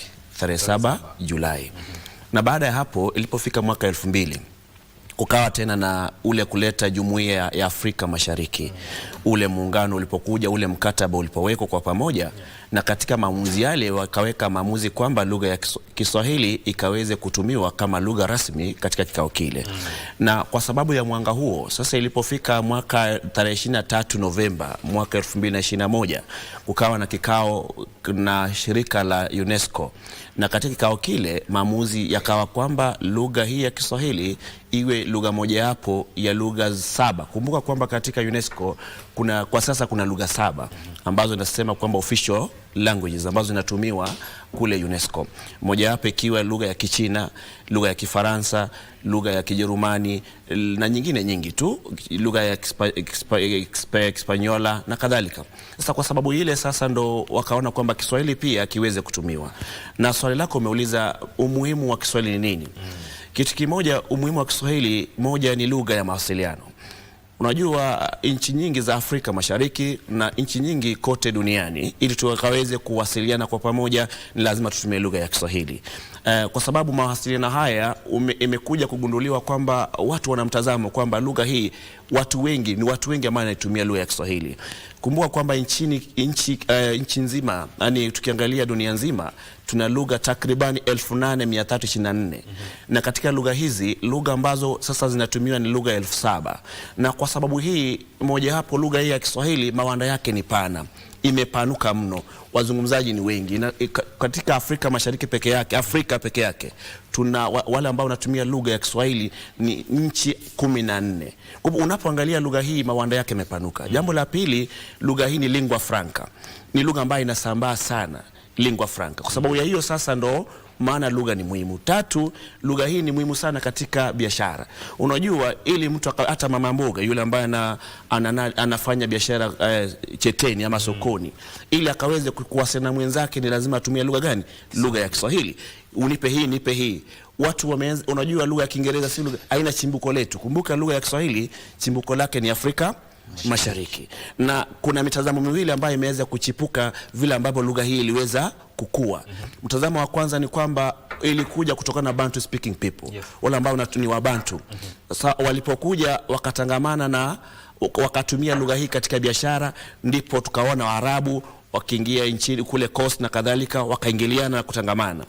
Wengine wanamtazama kwamba lugha hii ya Kiswahili chimbuko lake ni wapi? Ni Waarabu. Kwa sababu Waarabu walipoingia kule coast wakasema hili jina Kiswahili linatokana na jina la Kiarabu Sahawili ambayo inarejelea coast. Sasa ndo huo mtazamo sasa ni kana kwamba Waarabu walileta. Alafu ni ukweli mwingine ambao umeanza kuchipuka ni kwamba kwa sababu lugha hii ya Kiswahili inatumiwa katika dini ya Kiislamu, na kumbuka kwamba masuala mengi ambayo yanatumiwa katika dini ya Kiislamu yanasabiana sana na nini? Na Kiarabu. Sasa Kiarabu hiki sasa ule mtazamo ambao umekuwepo ndio maana natumia lugha ya Kiswahili. Kwa ukiduchu ni kwamba umuhimu mkubwa sana wa lugha ya Kiswahili ni mawasiliano. Umuhimu wa pili ni masuala ya biashara. Umuhimu wa tatu sasa imefika kiwango cha kimataifa, inatumiwa kidiplomasia. Kumbuka kwamba kikao kikifanyika UNESCO General Conference, lugha ya Kiswahili inafanya nini? Inatumika. Kwa hivyo ndio maana lugha hii ni muhimu sana ili tukaweze kukuza mawanda hayo yote kwa pamoja. Asante. Toby, kila mwaka kuna kuanga na kauli mbiu kwa hizi sherehe za kusherehekea siku ya Kiswahili duniani, na kauli mbiu ya hii mwaka huu ni Kiswahili kwa amani, mshikamano na diplomasia ya kiuchumi kwa kimataifa. Mbona hii kauli mbiu? Mwanzo ukiangalia kauli mbiu hiyo ina maneno matatu: amani, mshikamano, diplomasia. Na ukaongeza pale uchumi. Vile ameeleza umuhimu wa Kiswahili. Kiswahili ni nyenzo muhimu sana ya kuleta mataifa amani miongoni mwa watu ambao wanaishi katika mataifa mbalimbali. Kwa njia gani? Watazungumza lugha hii ambao wanaelewana. Tulipo hapa hivi umenitaja Wekesa. Ninakotoka mnaweza jua nakotoka. Mwenzangu pia hata nawe pia. Tulipokutana pale sehemu ya makaribisho tulizungumza lugha ya Kiswahili. Licha ya kwamba ulisema acha nizungumze Kiingereza, tukasema hapana, Kiswahili. Kwa sababu gani? Tutaelewana, kisha kutakuwa na mshikamano, kisha kutakuwa na amani. Kwa hivyo kuna amani ambayo inaletwa, yani Kiswahili kinaleta mazingira mema yenye ushirikiano. Ndio maana kuna mshikamano pale. Kiswahili ni lugha ambayo italeta watu pamoja, watashirikiana. Na iwapo watashirikiana kwa njia gani? Vile mwenzangu amesema pale, kibiashara, kuna utalii, kwa sababu kuzungumzia kuhusiana na diplomasia, tunazungumzia kuhusiana na watu kutoka mataifa mengine wanakutana. Kwa mfano, tuseme watu wanatoka katika taifa la kule Ujerumani, wamekuja kwetu. Hawa watu wanataka kujua utamaduni wetu, kwa sababu Kiswahili pia ni lugha ambayo inaleta watu wa matabaka na tamaduni mbalimbali kutoka mataifa mbalimbali. Kwa hivyo watakuja pamoja ili waweze kuendeleza mambo mbalimbali. Kwa mfano kama ni kushirikiana kibiashara. Angalia pengine waziri wetu wa masuala ya nje. Huyu waziri ataenda kuuza utamaduni wetu na atazungumzia kuhusiana na Kiswahili. Utamaduni unauzwa na lugha, na lugha inauza utamaduni. Kwa hivyo ile diplomasia, ule ushirikiano utaweza kuendelezwa kibiashara, kiutalii, na tuseme pengine mazingira yatakuwa ni mema kwa sababu watu wataelewana. Naam.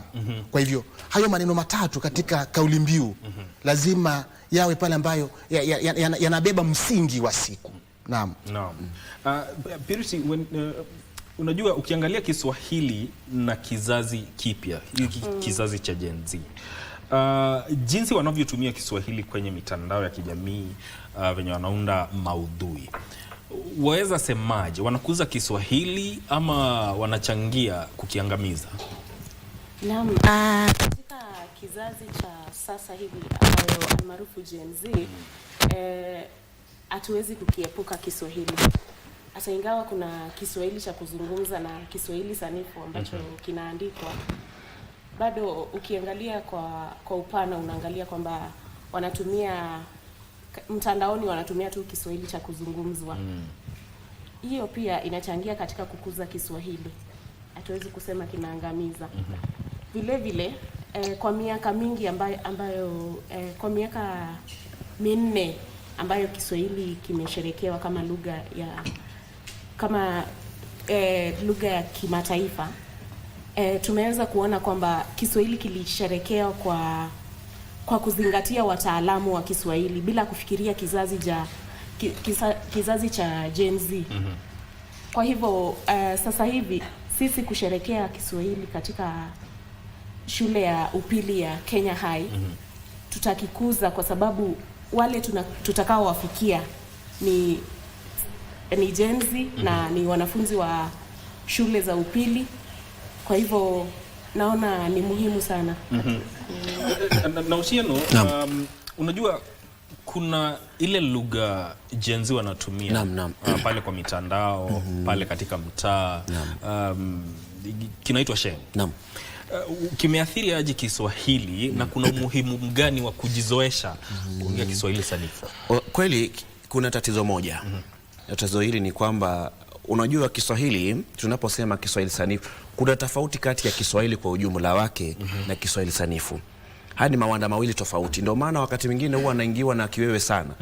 Wakati unampata mtu anasemaje, wazazi wengi tu kuna ule mtazamo watu wanao kwamba Kiswahili ni ya watu wachochole, watu ambao hawajasoma, wana madongo poromoka. Kwa hivyo ule mtazamo umekuwepo kwa muda mwingi sana. Lakini jua kwamba katika Kiswahili lahaja ambayo tunaitumia ni lahaja ya Kiunguja, dialect. Kumbuka kwamba kuna lahaja nyingi katika lugha ya Kiswahili. Kuna lahaja ya Kiunguja, kuna lahaja ya Kimtangate, kuna lahaja ya Kiamu, Kipemba na kadhalika. Lakini lahaja ya lugha Kiswahili sanifu ni la Kiunguja.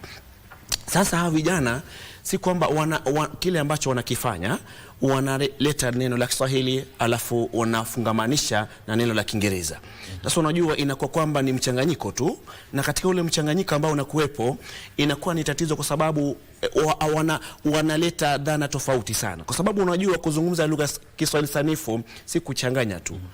Kwa muja ule kuchanganya inaathiri lugha ya Kiswahili kwa njia moja au nyingine. Kwa sababu kwa mfano wanasema namna gani weka mawe kwa mfano tu, alafu ama wanasemaje, wanasema nilimkiche ule dada, nilimkiche yani. So unajua anapotumia nilimkiche alafu ameleta neno la Kiswahili, mtazamo kwa mimi ni mtaalamu wa kitengo cha insha kitaifa.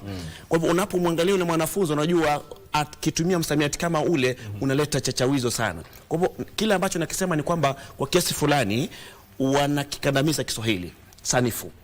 Unajua kuna Kiswahili kwa ujumla lakini kisanifu. Kuna hawaleti hata maneno ya misimu. Ndio nasema sasa unajua ile kuleta kuchanganya ni msimu. Ndio maana nasema kukiche, wanasemaje maneno mengi tu ya vijana chini ya waba mengi tu. Sasa unajua kuna watu wengine unajua kizazi cha Gen Z mawanda yao ni pana, watu ni wengi sana wanawafuata. Sasa ule mtazamo ndo sasa sisi hata sisi walimu wa lugha hii ya sharafu ya Kiswahili tunachanganyikiwa wakati mwingine, sababu ule mwanafunzi anachopeka yale maneno katika nini maandishi yake. Ndio maana unapata kwamba Kiswahili sanifu ama Kiswahili kwa jumla wake kimeathirika kimaandishi, kimazungumzo na kwa masuala mengine mengi tu, kwa sababu Kiswahili ambacho kinatumiwa si sanifu, ni Kiswahili tu kwa ujumla. Kumbuka kwamba kuna vilugha, kuna lugha sanifu, kuna Kiswahili sanifu na Kiswahili cha kawaida. Unajua kuna kile cha kuomba tu maji, kuomba nini, uwezi ukaweka katika hali sawa na kile ambacho cha kuchanganya tu. Kwa hivyo kile ambacho naweza sema ni kwamba ule mchanganyiko umeleta madhara makubwa sana kwa baadhi ya watu ambao wanatumia lugha hii ashirafu ya Kiswahili. Kwa sababu wanachanganya. Kwa mfano tuangalie wale wa pwani. Wewe jiulize swali moja tu, mbona shule nyingi za pwani, si vibaya kusema tu, hawapiti somo la Kiswahili? Kwa sababu wao wana kitu. Kuna mwandishi mmoja anaitwa Noam Chomsky alisema kwamba mtu ambaye tunasema ni mpevu wa lugha ya Kiswahili lazima awe na mawanda mawili, awe na umilisi, awe na utendaji.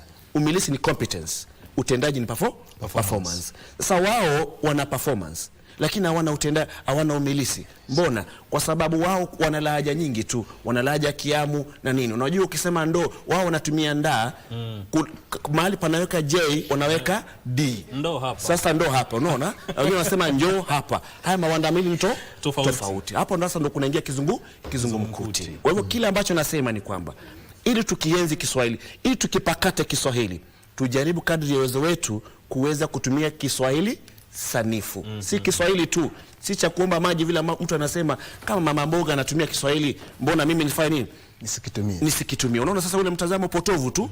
Alafu mtoto akija shuleni, hata wetu unajua wanakionea fahari somo la, wanaonea fahari Kiingereza. Mbona? Kwa sababu wanamtazamo kwamba wao mama mboga anatumia nini bila kutanzua ama kumaizi kwamba ile mama mboga anatumia si Kiswahili gani sanifu. Tuone tofauti ya mawanda mawili.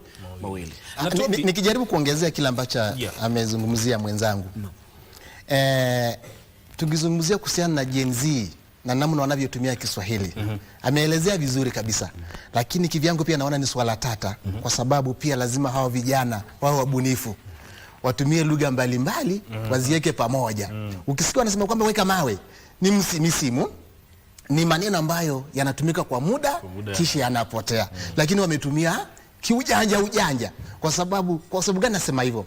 Nasema hivyo kwa sababu hao vijana pia wanataka kutumia lugha ambayo wanahusiana nayo moja kwa moja ili waweze kupata mapato. Na wamepata. Kwa hivyo mimi sioni kama kuna tatizo kubwa sana. Ingawaje ameeleza vizuri kwamba kuna kategoria mbili, Kiswahili sanifu na Kiswahili cha kawaida. Na ndio maana tukazungumzia tukasema kwamba kuna Kiswahili kitukuzwe. Tunatukuza Kiswahili gani? Sanifu ama hiki cha kawaida? Ni swala ambalo tunafaa kujiuliza kama wapenzi wa Kiswahili. Kwa hivyo kwangu ni maoni yangu tu, kwa sababu kuna kitu ambacho tunafunza shule inaitwa isimu jamii. Lazima waangalie watu ambao wanazungumzia na utumie Kiswahili ili waweze Kiswahili, ama utumie maneno ambayo wanaweza kuelewa. Wanaweza kuwa pengine ni wazee, ukaamua kusema kwamba Kiswahili changu wacha nikiboreshe kwa mtumie mtindo huu au muundo huu. Nikakutana na wataalamu wa Kiingereza kama nyinyi, pengine nisema acha nitumie Kiswahili changu kwa mtindo huu, mradi muweze kuelewa. Mawasiliano yafanyike. Lakini sasa tukija sasa kwa Kiswahili sanifu ile ameeleza, lazima tuangazie sarufi, sheria zile za Kiswahili. Pia tuonekane kwamba tukitumia Kiswahili tunaelewa kile Kiswahili ambacho tunatumia. Na ndio maana akasema wakati Kinguja kilichaguliwa kama lahaja ambayo inasanifishwa, kilisanifishwa kutengenezwa kuondoa yale makosa yote, ili tuwe na lugha moja ambayo imeshia kuwa processed na tuitumie kama lugha ambayo ni mawasiliano, lugha ambayo inakubalika na kila mmoja. Na Piriti, katika ile hali ya kukuza Kiswahili, ni njia gani zinaweza tumika kuhamasisha wanafunzi wasome vitabu ndio waweze kuongea Kiswahili sanifu na kuandika Kiswahili sanifu? sisi kama wataalamu mara nyingi tuna maongezi na wanafunzi vile vile kama wachapishaji. Sisi kama maktaba mat tumeamua kuhimiza wanafunzi kwa kupitia siku hii ya Kiswahili. Tutawaafikia wanafunzi wengi na tunaweza kuwahimiza kuzungumza Kiswahili na kukitumia na pia kutumia machapisho ya Kiswahili ambayo ni mengi sana. Otieno, jukumu la wazazi. Ukikuja kuongezea maoni yako, jukumu la wazazi, walimu na taasisi katika kuwajengea vijana yale mapenzi ya kusoma na kuandika kwa Kiswahili, wako na jukumu lipi? Jukumu la kwanza la mzazi ni kuhakikisha kwamba wao wanafunzi amewanunulia vitabu. Na kitu kimoja ambacho nimeweza kutanzua, hao wanafunzi wetu ili waboreke katika lugha hii ya sharafu ya Kiswahili, wasome vitabu vya hadithi. Wasome vitabu ambavyo vimeelezwa kwa kina. Kwa mfano maktaba mat ni matiba ambayo imetoa vitabu vizuri sana ambavyo vinaweza kuwaunia wanafunzi.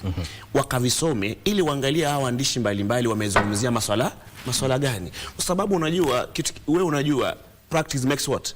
Perfect. Mimi ambaye nimeketi hapa leo siku ya leo, nisipofanya mazoezi, siku moja uwezo ukasimama alafu uanze kukimbia mita, useme mita 100, lazima mtu afanye nini?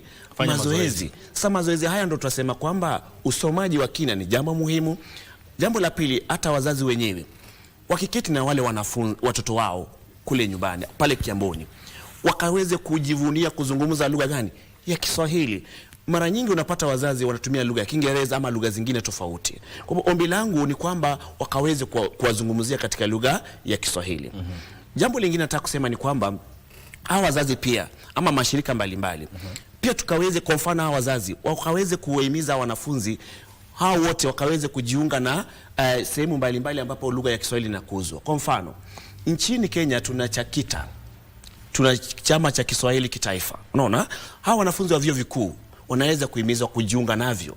Vile vile kuna chama vingine cha KIDU na kadhalika. Hivi ni vyama ambavyo vinakuza lugha ya Kiswahili. Chuoni pia kuna CHAWAKAMA, chama cha Kiswahili cha wanafunzi wa Afrika Mashariki. Kwa hivyo wanafunzi wakiweza kuboreka, wakaweze kujiunga na vyama hivi, lugha yao inaboreka tu.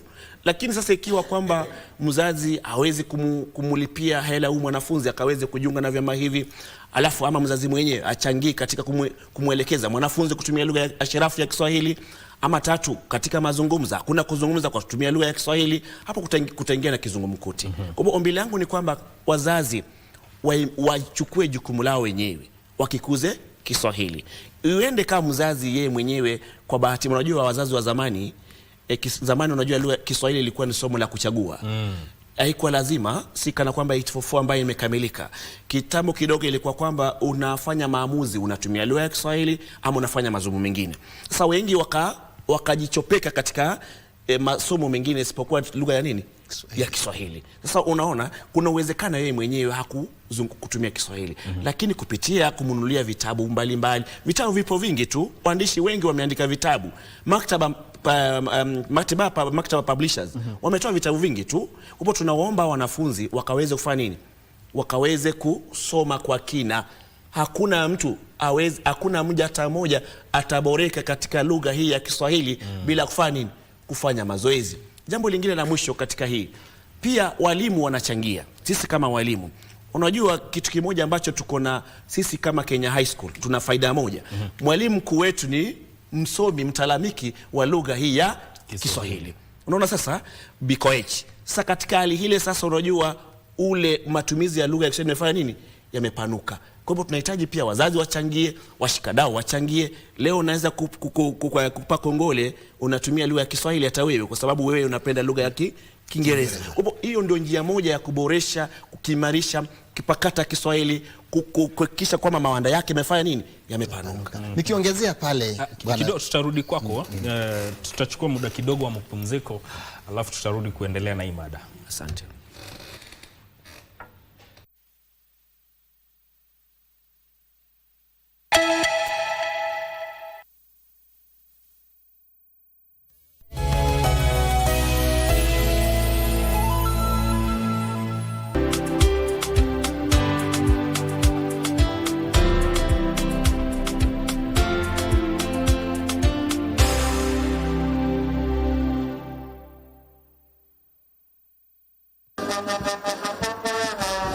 Tarehe 7 Julai kila mwaka ni siku imetengwa kuadhimisha sikukuu ya Kiswahili duniani. Wanaozungumza na kuienzi lugha ya Kiswahili hukongamana na kusherehekea utamaduni, utajiri na urithi wa lugha tuipendayo. Kauli mbiu ya mwaka huu ni Kiswahili kwa amani, mshikamano na diplomasia ya uchumi wa kimataifa. KBC imekuwa mstari wa mbele kuchangia ukuaji wa lugha ya Kiswahili kupitia vipindi vyetu vya redio na televisheni. KBC ikishirikiana na Maktaba Mart Educational Publishers na Kenya High itakuletea maadhimisho haya mbashara kutoka Kenya High School Nairobi Jumanne hii kuanzia saa 5 mchana.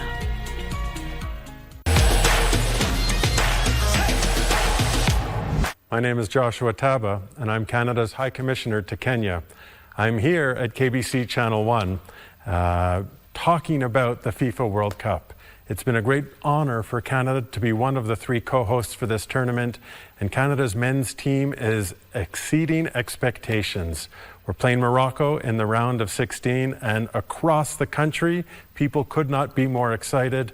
We're also thrilled for our co-hosts, Mexico and the United States, also in the round of 16. This has been a fantastic tournament with tense, exciting games, late goals and stoppage time, exciting penalty shootouts. It's been a fabulous tournament, and I think probably the best FIFA World Cup of all time.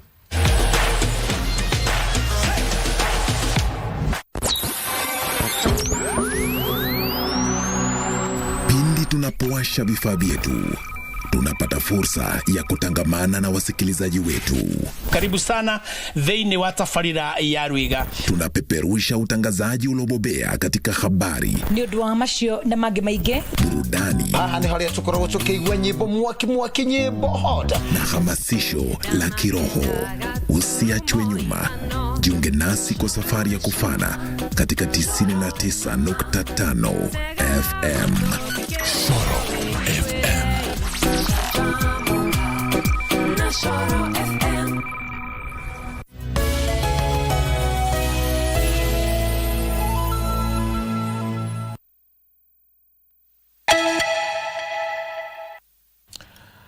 Asante sana kwa kuitizama KBC Channel 1. Tunaongea maneno yanayohusiana na siku ya Kiswahili duniani. Kabla ya kwenda mapumzikoni, Otino alikuwa anaongea na ulikuwa unataka kuchangia katika maongezi yake. Naam, ulikuwa umemuuliza kuhusiana na namna ya kuwafanya wanafunzi waweze kuboreka katika lugha ya Kiswahili. Na maelezo yake ni maelezo mazuri na ya kina. Vile vile ningependa kusema kwamba wanafunzi hawa ama watoto waweze kuelezwa ama kuhamasishwa kuhusiana na umuhimu wa lugha hii ya Kiswahili. Kwa nini nasema hivyo? Wanafaa waelewa kwamba Kiswahili kina nafasi sawa na lugha ya Kiingereza. Kweli. Kwa wakati mwingi na muda mwingi huwa wanasema kwamba Kiswahili ni lugha ambayo ni ya watu fulani. Ukielewa Kiswahili uchukua mkondo fulani wa taaluma. Wanasahau kwamba Kiswahili ni kimewekwa katika kiwango sawa na Kiingereza. Jambo jingine ambalo naweza sema pengine tukishirikiana na Maktaba Mart, walipokuja shuleni wanafunzi wetu wameandika vitabu. Na ni kutokana na hamasisho na kuwaeleza wawe na mtazamo chanya kuhusiana na lugha hii. Waweze kutumia muda wao wakati wanapumzika wao wakiandika. Kwa sasa nakwambia ukija kwetu utapata wanafunzi wameandika vitabu vingi tu ambavyo tutazindua kesho. Mtaviona. Kwa hivyo tutumie njia nyingi kuweza kuwahamasisha wanafunzi hao waelewe kwamba Kiswahili ni lugha ambayo wanaweza tumia kujiendeleza kiuchumi. Si kusema tu weka mawe mitandaoni nini. Waandike vitabu. Lakini pia niko na swali. Ukiangalia Kiswahili katika mtaala wetu wa masomo. Tunaweza sema Kiingereza kimepewa kipaumbele shuleni kuliko Kiswahili. Wakati walikuwa wanapendekeza idadi ya masomo mara ya kwanza, unajua kwamba walikuwa wamesema kwamba Kiswahili iwe lugha ambayo ni ya kuchagua. Kwa hivyo tuliamua kusimama tisti bwana. Tukasema kwamba haiwezekani. Kwa sababu walikuwa wameweka Kiswahili na lugha zetu za kiasili pamoja. Tukasema okay, kama mtakiweka pamoja basi wacha sisi wenye tunakitetea Kiswahili tujitokeze. Kuna haja gani Kiswahili iwe ni lugha ya kimataifa alafu mnakuja hapa kufanya nini? Kukidunisha. Kwa hivyo tulibeba matawi, tukasema kwa mara hii tutaweka mawe. Tuliweka. Kwa hivyo sasa hivi Kiswahili kimewekwa mahali pake. Tuna vipindi 5 kwa juma sawia na Kiingereza. Hatulalamiki sana. Angalau tumepewa, nasema kwamba heri nusu shari kuliko shari kamili. Kwa hivyo hatutalalamika sana. Nachangia kabla kuchangia tena kwa mkuu wangu wa idara ni kwamba amesema vizuri. Kitu kimoja ambapo tena tumegundua, umeuliza swali nzuri kwamba Kiingereza kimepewa kipaumbele kuliko Kiswahili ama namna gani? Kukujibu, angalia kwa mfano Tanzania. Masomo yote yamo katika lugha ya Kiswahili. Kama ni somo la fizikia, Kiswahili, biolojia, Kiswahili, hisabati, Kiswahili. Lakini tuangalie nchini Kenya, somo la Kiswahili ni Kiswahili tu. Haya masomo mengine katika lugha gani? Ya Kiingereza. Hicho ni kipaumbele tayari. Haya tuna bahati moja kwamba katiba mpya ya 2010 ambayo ilibuniwa iliweza kupatia Kiswahili nafasi kifinyu kidogo. Nafasi kwamba iwe lugha rasmi. Mwanzoni ilikuwa lugha gani? Ilikuwa tu Kiingereza. Kwa sasa tunajivunia kiduchu tu kwamba serikali imejaribu kadri ya uwezo wake kusema kwamba lugha ya Kiswahili jambo lingine ambalo limeleta sasa tunasema kwamba uzuri zaidi. Kwa Kiswahili sasa kimeweza kutumiwa tena bungeni. Masuala ya bungeni tena miswada mingi Kiswahili. Lakini angalia wabunge wangapi wanatumia lugha ya Kiswahili? Na wakati wanatumia lugha ya Kiswahili ni kukejeli tu, alafu ndo ulete mzaha tu, lakini si katika mawanda pana ya lugha ya Kiswahili. Kwa hivyo kile ambacho nasema ni kwamba serikali imejaribu sana, lakini upeo mkubwa sana.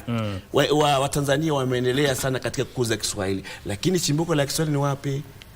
Afrika Mashariki ndio, lakini wapi? Pwani. Kwa hivyo kile ambacho nasema ni kwamba tujaribu sana. Vile mwenzetu amesema, ndio Kenya tumejaribu, wazazi wajaribu. Pia sasa kila mtu ajivunie kuzungumza lugha ya Kiswahili.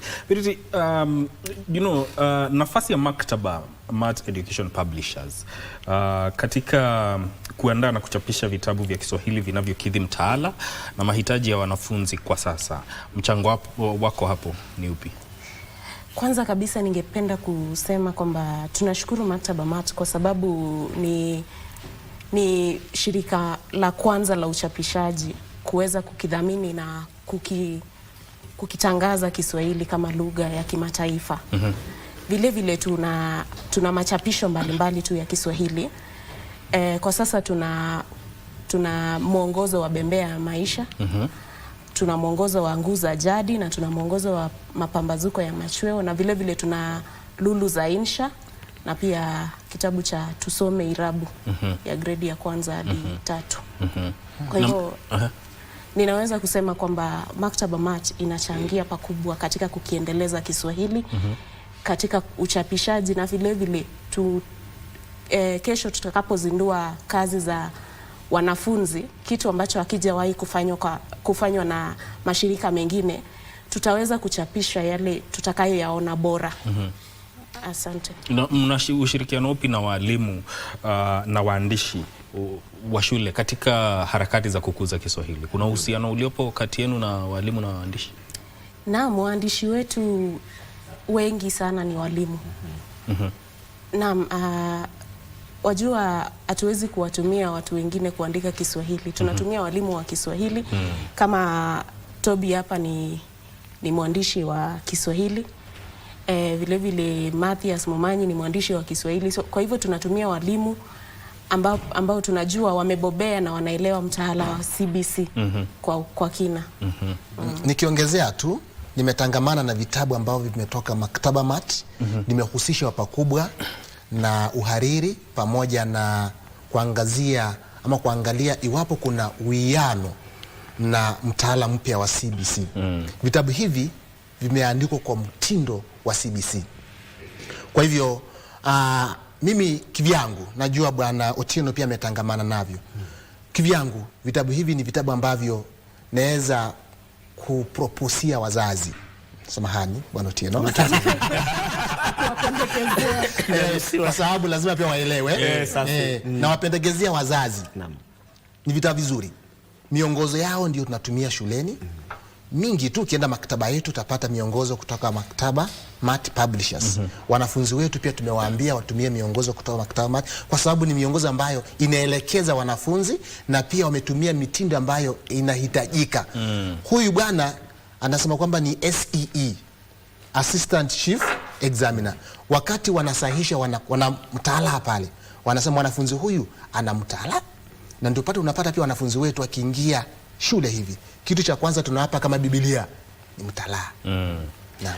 Labda kuchangia hiyo maktaba Mat. Ukichangia hivyo, nataka juu ya wakati utaongea mambo na mwaliko kwa umma na ni wapi sherehe zitakuwa zinafanyika. Asante.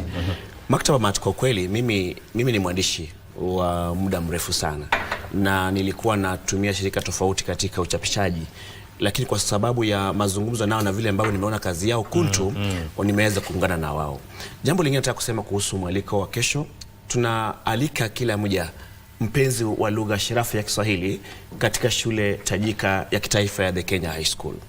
Na kutakuwa na mambo mengi tu. Tumealika watu wengi, wamealikwa wasomi watalamiki wa lugha hii ya sharafu ya Kiswahili, tukiwa na Profesa Clara Momanyi. Profesa Clara Momanyi ni mwandishi chupavu sana wa vitabu. Kimoja chapo tunatumia shuleni ambacho ni Nguza Jadi, kinatumia Kenya nzima katika kukuza fasihi. Vile vile kuna mwandishi mwingine anaitwa Dr. Assumpta Matei. Assumpta Matei ni mwandishi chupavu pia, ameandika vitabu vingi tu. Tukiwa na fani ya fasihi simulizi. Na vile vile kuna Kendagol, Profesa Kendagol ambaye pia ni mwandishi, ni mtu ambaye amebobea sana, ni mhadhiri wa chuo kikuu cha Moi. Kwa hivyo watu wengi watakuwepo na kutakuwa na mambo mengi ya kuzungumziwa. Labda nieleze wazi tu kwa kiduchu tu, kutakuwa na vipengele 11 vya kushughulikiwa. Kwa kuvitaja baadhi yavyo tu, kutakuwa na mijadala ama midahalo ambapo tutakuwa na ya kuzungumzia kuhusu fasihi, vitabu vya fasihi kwa ujumla wake.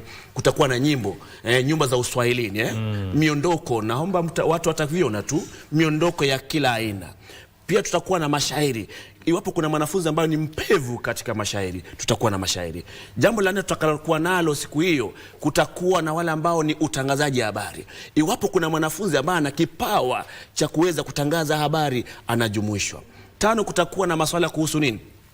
Kuhusu uzinduzi wa vitabu. Kuna baadhi ya wanafunzi ambao ni waandishi wa vitabu wataweza kujumika pale. Kwa hivyo mambo ni mengi sana yataweza kuzungumziwa na waalikwa ni wengi mno. Kutakuwa na Profesa Hiro ambaye ni Vice Chancellor wa Daystar University na wengine wengi tumewaalika. Kutakuwa na msemaji wa serikali Dr. Mwaura. Kwa hivyo tumealika watu wengi sana. Kwa hivyo tunawaomba, kutakuwa na CS Culture. Kwa hivyo watu wengi watakuwepo. Kwa hivyo tunaomba watu wote kwa pamoja, tuje pamoja, tukuze lugha ya Kiswahili, tukiinue Kiswahili, tukipakate Kiswahili, tujenge lugha ya Kiswahili. Asante sana. Mwito wako tukimalizia. Namaliza kwa kusema hivi, wapenzi wa Kiswahili, lugha hii ni lugha tamu sana. Ni lugha ambayo haina ugumu wote. Ukiamua mara moja ukitumia Kiswahili, wacha tukitumie Kiswahili. Kesho ni Sabasaba. Ni siku ambayo tunakuja kujumuika pamoja. Wapenzi wa lugha hii ya Kiswahili, njooni tuketi chini tusemezane ili tuweze kubaini na kuweka mikakati ya kuhakikisha kwamba Kiswahili kinasonga mbele. Hata nawe usikose, tunakualika. Kiingilio? Tafadhali, kiingilio ni kwamba kwa wale ambao watakuja bila kushiriki chochote, mtu mzima 1000, mtu mwanafunzi 500. Wala watakaoshiriki katika makundi ya watu 10 ama wakizidi sana 15, shilingi 3000. Na hii inamaanisha kipengele kimoja 3000. Kama utaingia vipengele 11, 1030 na ngapi? Na 3. Hesabu hiyo inaingia vizuri. Asante sana, tunashukuru. Vile vile tutakuwa na vitabu tutaviuza kwa bei nafuu kwa ajili ya kusherekea siku ya Kiswahili. Tutakuwa na vitabu vya Kiswahili na pia machapisho yetu ya Kiingereza. Karibuni sana. Na washukuruni sana kwa kuja kuchangia katika mdahalo wa kuikuza lugha ya Kiswahili. That has been Moses Otieno, who is the head of exams, Kenya High School, Purity Cherono, who is a communication specialist, editor and AI linguistic expert, and also Ekesa Toby, who is the head of Kiswahili department at Kenya High School. This conversation ends now. Up next is Vivian Ndegwa with Family Check. My name is Mike Migwe. Thank you for tuning in. Stay with us.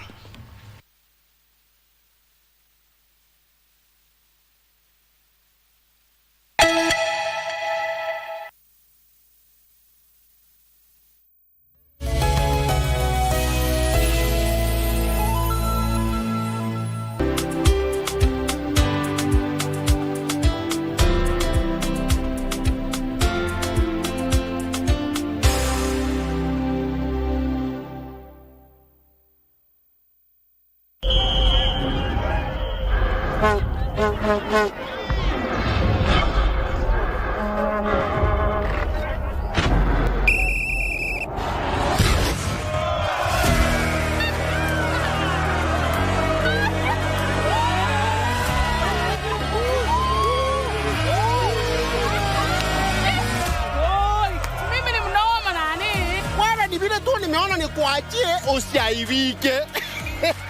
Anyway, ukitaka kutazama mchezo yote iko KBC.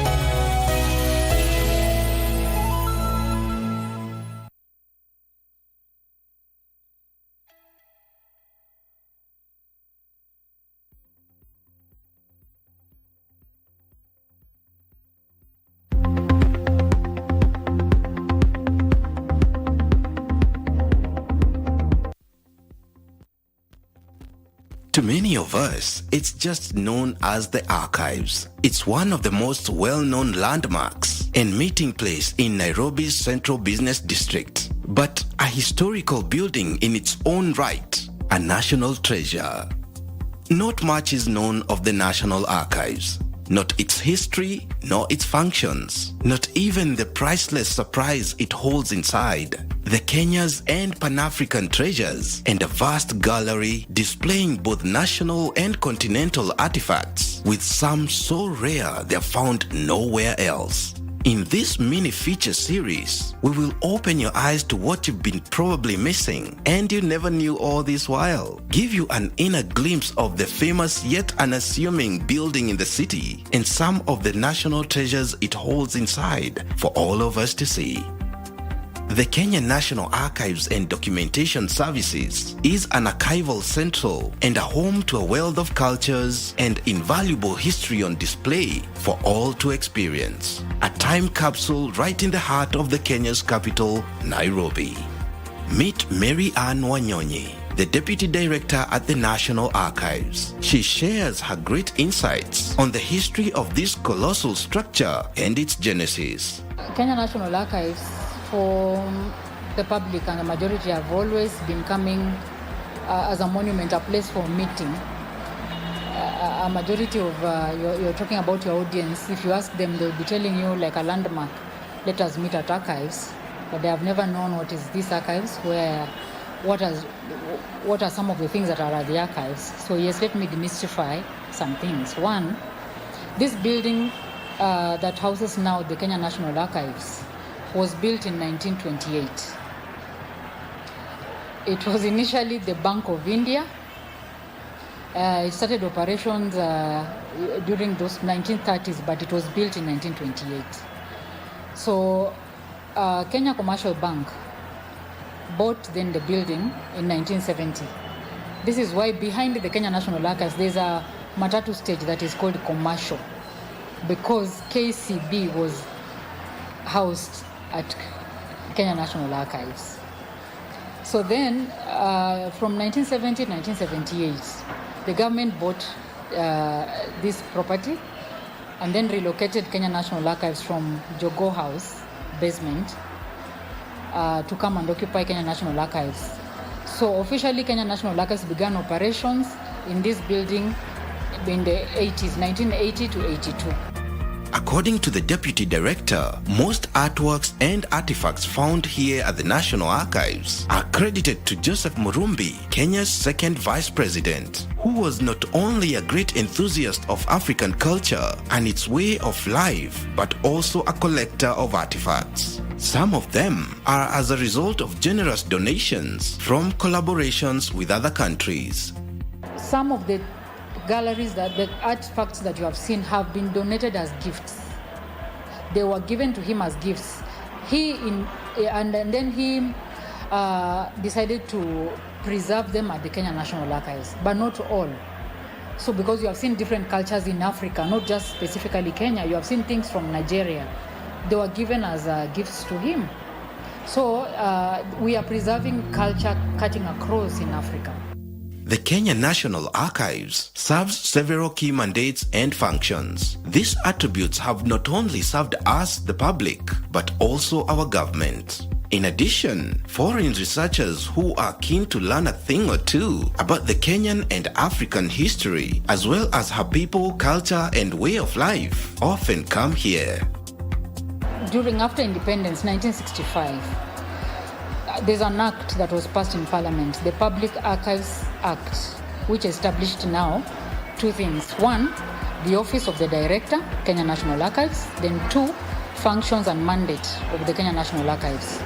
So after the act in 1965, which established the Kenya National Archives, 1990, the government added another mandate to the Kenya National Archives. That is why it is called Kenya National Archives and Documentation Service. So the documentation service was added as a function to us in 1990. At the Kenya National Archives, some of the functions that we normally do is not only allowing people to be able to look at their lineage and find, trace their family history. We are mandated by law, one, to go outside and advise on proper public records management.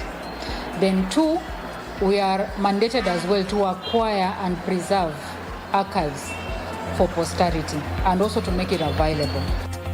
Some of the biggest achievements made by the Kenya National Archives include the brokerage of peace between Kenya and Somalia over the border strip, the acquisition of post-colonial records from the UK government, and solving land disputes, among many more. The government pursued our migrated archives, and they were brought in this year in June, 9.1 terabytes of them, 2,665 records of volumes of records that were brought here. So yeah, partnership with the UK pursuing our records and bringing them back is an achievement for us. We have also been used not by government alone, to broker peace. During the Kibaki era, Somalia had a problem with us. The only persons that brokered that issue, seized the fire, was Kenya National Archives, because we produced records to show clear boundaries between Kenya and Somalia. So Somalia remained with their own, we remained with our own. We have partnered with the criminal investigations, police. They all come here for records so that they can be able to solve court cases and deal with the matters to do with criminal cases and land issues. So all of those records, you can access them here. The Kenya National Archives is indeed a trailblazer in the preservation of the Kenyan culture and its people's history for posterity. Having an art gallery also is a means of preserving our culture, because some of those artifacts speak about our culture. For example, the pots the significance of those sports as per different tribes of the Republic. And in the famous words of Marcus Garvey, a people without knowledge of their past history, origin and culture is like a tree without roots.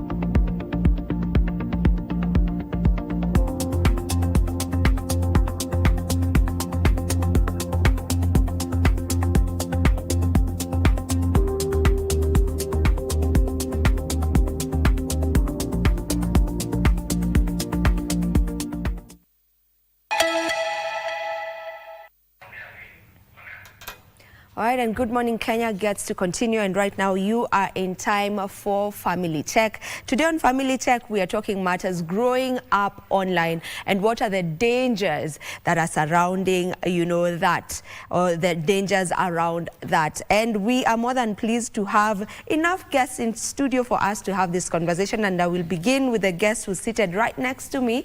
That is Dunstan Akwiri. He is the CEO, Neurobyte Technologies, a lecturer in a cyber tech. Welcome to the program. Thank you. It's a pleasure to have you here this morning. Pleasure too. All right, and right next to Dunstan, we have Edna Daniel, who's a film production student. Welcome to the show. Thank you, Vivian, for having me. All right, and then on the other end, I'll begin with the farthest side rather. We have Nicholas Mulela. Nicholas is a data analyst student. Welcome to the show. And then we have Pamela Mbotela. Pamela Mbotela is a journalism student and the CEO and author, Talent Connect. Welcome to the show. Thank you. And then we also have Lloyd S. Makoko, and Lloyd is a journalism student. Welcome to the program. Thank you, Vivian. Okay, let us begin, and I'd like to start with you, Dunstan. Just what are the biggest dangers that you would say young people are now facing online? All right. Good morning once more. Thank you for having me. Well, I would start that by asking a question. Did you grow up online yourself? Partly online. Okay. Yeah. So the dangers, regardless of whether you are an adult or a child, unfortunately, it's the same. Cyberbullying to start with, phishing, and many other cyber attacks, just like the way adults and companies do face cyber attacks. Yeah. So top of the list, I would say cyberbullying, because we all know that since not many people will actually know who you are online, that warrants them to actually just say whatever they feel like saying. And it has a very big impact to this particular child, especially when growing up. So top of the list, I will actually talk of cyberbullying, I'll talk of phishing, I will talk of credentials theft, in terms of, you take your parents or your guardian's credit card or bank card, or even home address, and then you put them on the online platforms, and that is where now malicious users can be able to get them. Yeah. So there's clearly a lot of dangers. A lot of them. When it comes to the online space. Yes. And we'll get deeper into all of that, but I'd just like to get to hear from the younger people. Is there a lesson that you've learned online the hard way? On my side, I've learned a few lessons so far.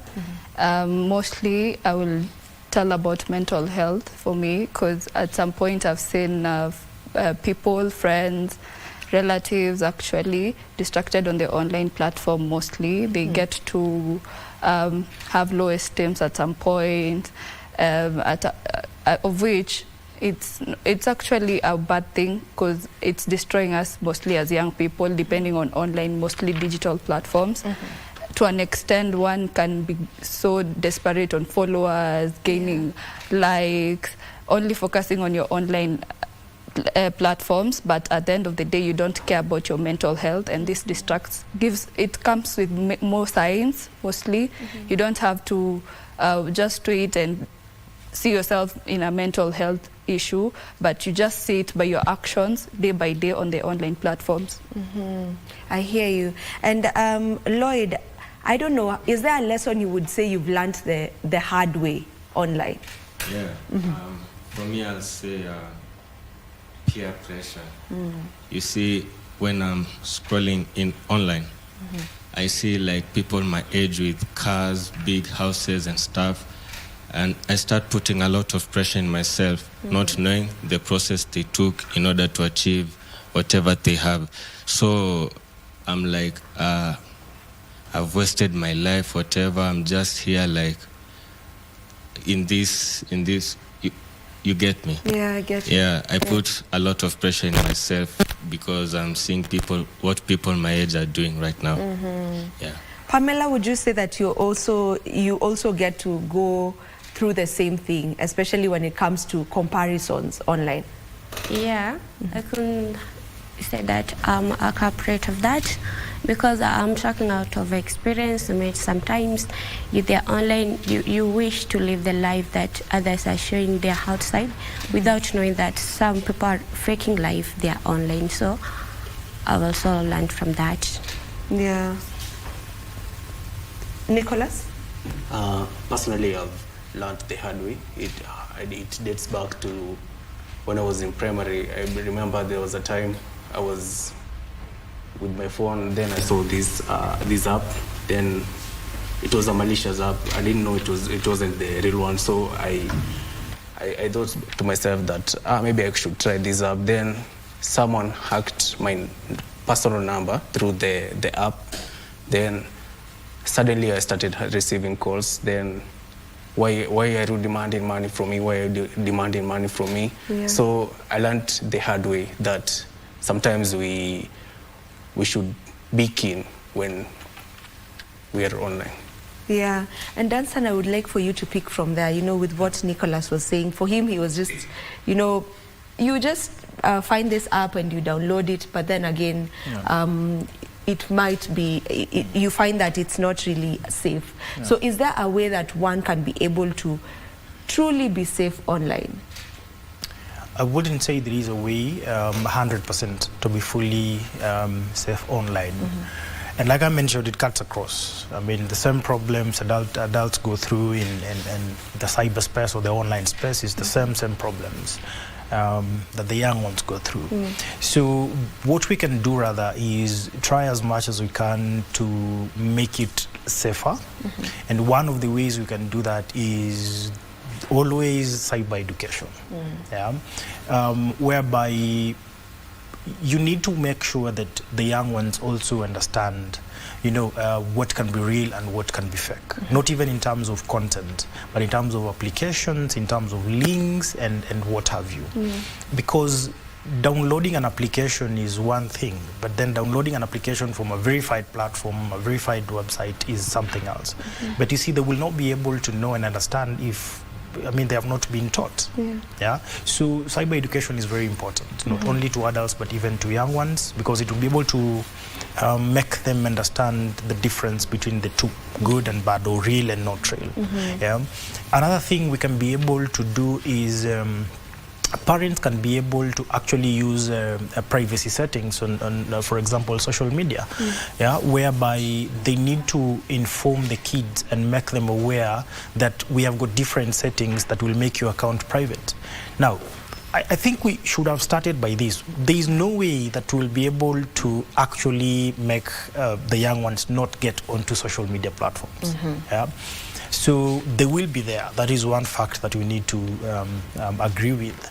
But then if they are there, how can we make them safe? We have got applications that have parental controls, especially if the kid is below 18, that can be able to make sure that the content they are viewing is actually appropriate for them.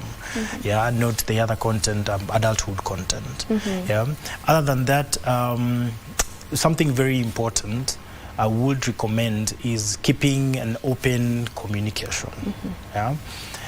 Whereby your kids need to come to you in case they feel something is not right, or in case they want to inquire about something. We shouldn't make them always do things on their own.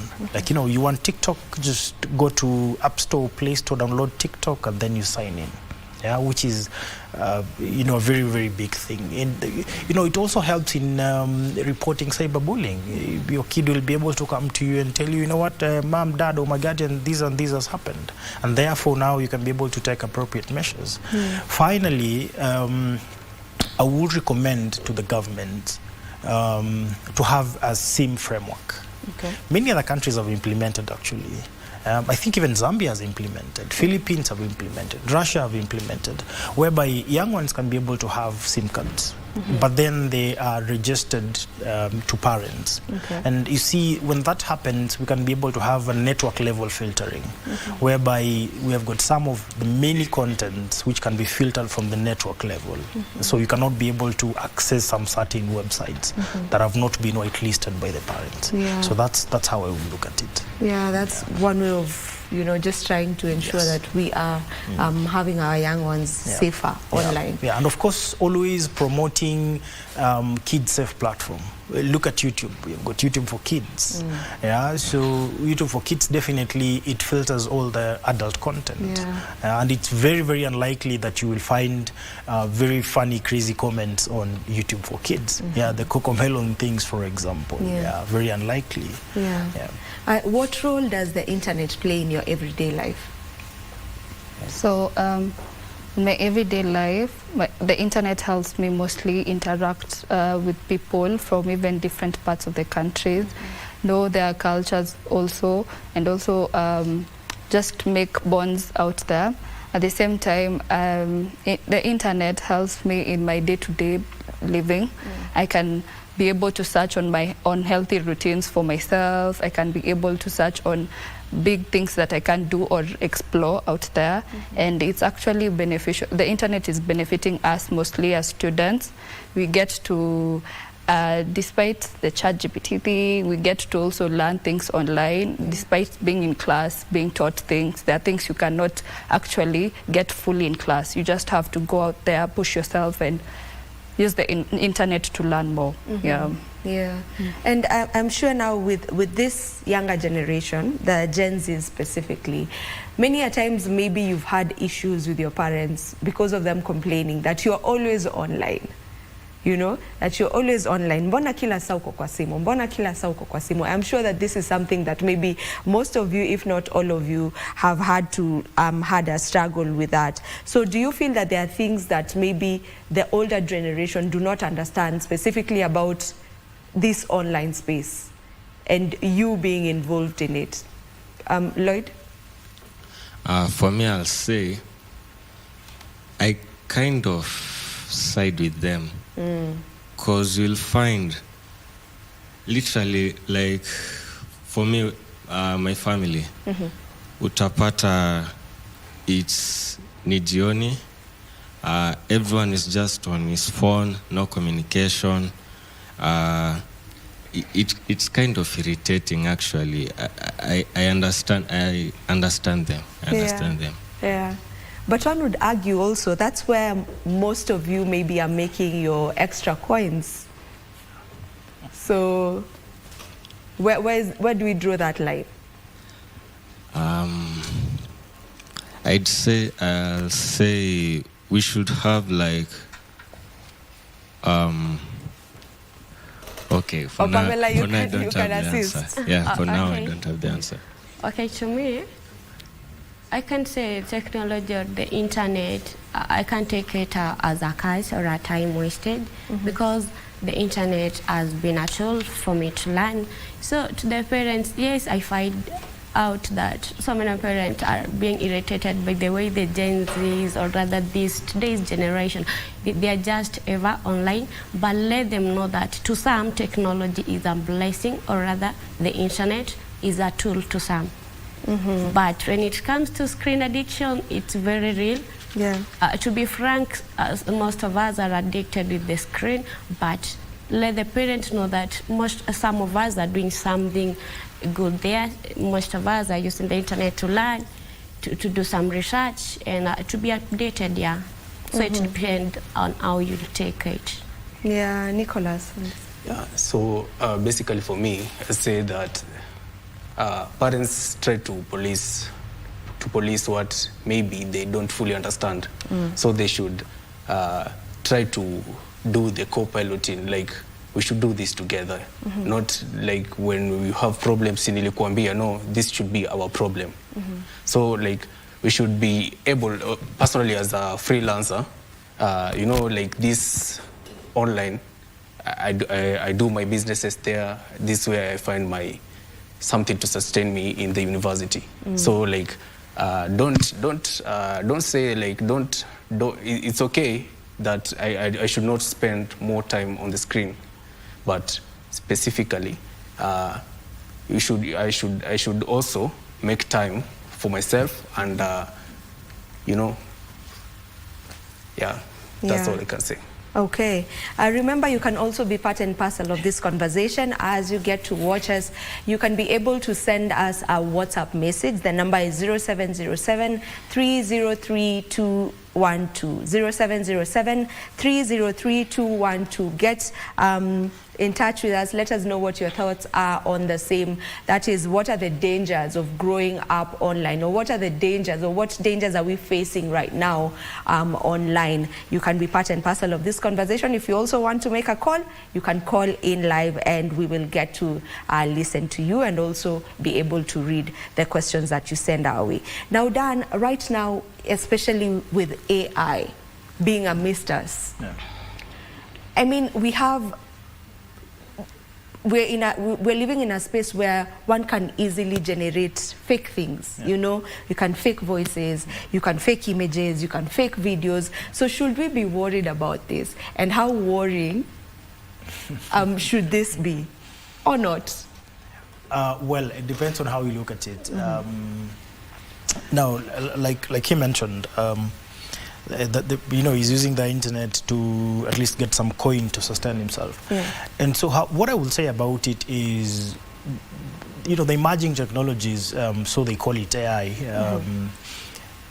being part of the emerging technologies, is really, or is going to make people lose a lot of jobs, and at the same time is going to make people billionaires, not just millionaires.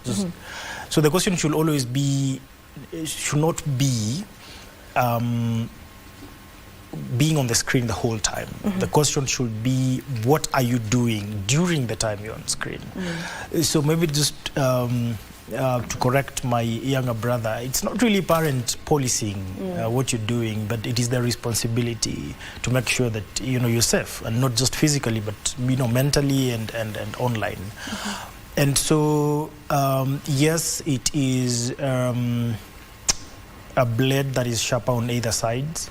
We should be worried about, you know, deep fakes, you know, voices, because AI is smart and very smart. It's able to do so many things. It doesn't get tired and all that.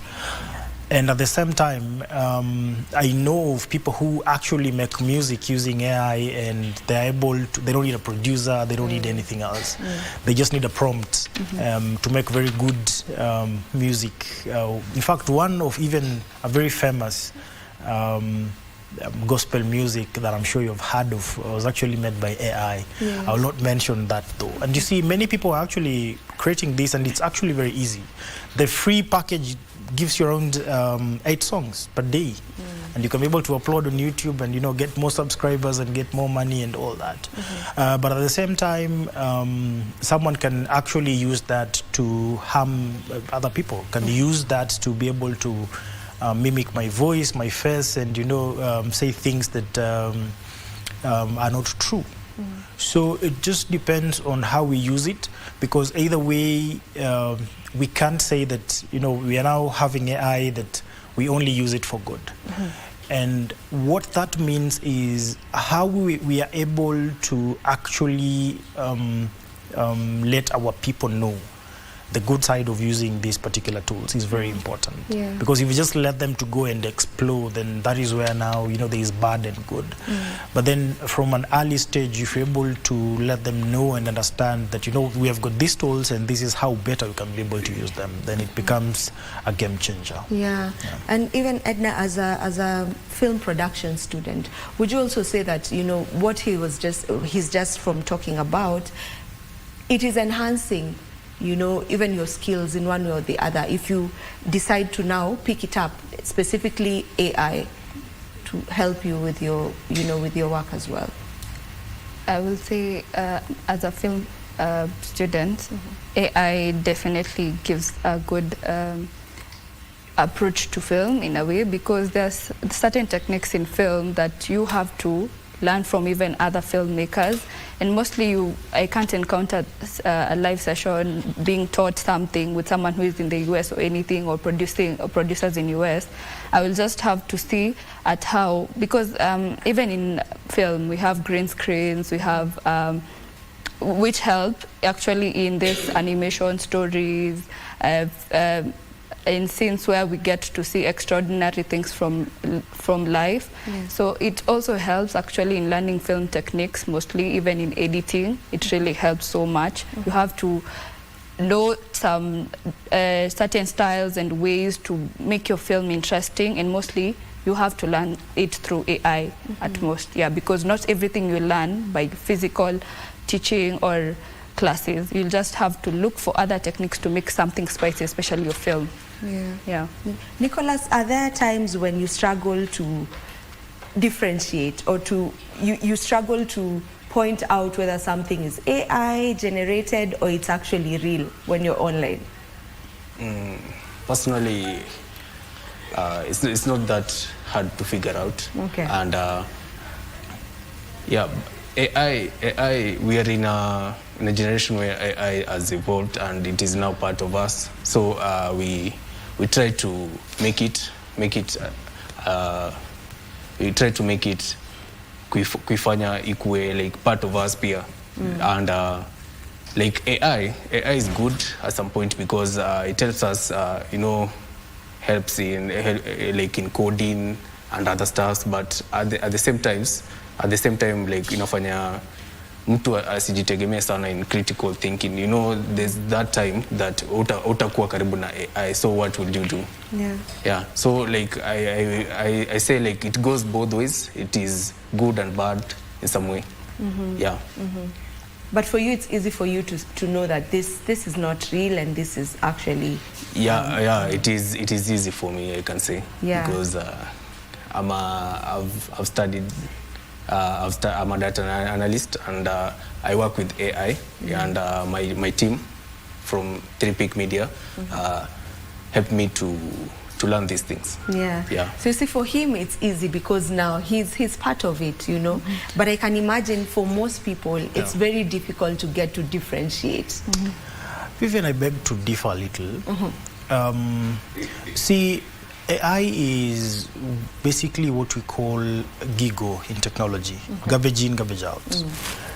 Now, previously, when Gen AI was coming in place, it was very easy to identify and know. But where we are and where we are heading, I would say, as someone who has been in the space for a very long time, it's actually becoming difficult every day. Look at, for example, ChatGPT. The way ChatGPT has improved even the models to generate images, and when you look at the posters, they're becoming better every day. And going back to the posters, depending on how you prompt it, that is a whole different topic of prompt engineering. Depending on how you prompt it, you'll be able to get a very confident result. And you can always improve on that particular output that you've gotten. So when you happen to do that, you can get not even almost, I think, a very perfect output depending on how you have prompted. Something called craft framework when you're prompting. So it all depends on how you prompt it and how you use artificial intelligence. That is what you'll be able to get as an output. So it's becoming very difficult to actually be able to know and identify AI generated output, be it an image, be it a video, be it an audio, be it content in terms of written content. So it's becoming more and more difficult, actually. But what really matters is how you prompt it, how you ask it. Many people use very kind words when, you know, having a conversation with AI. Please do this, kindly do this.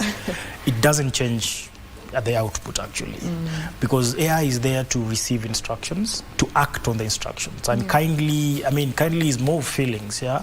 When I talk to you and say, please do this for me, you'll be obligated. I'm like, oh, you know, they came in a very good way.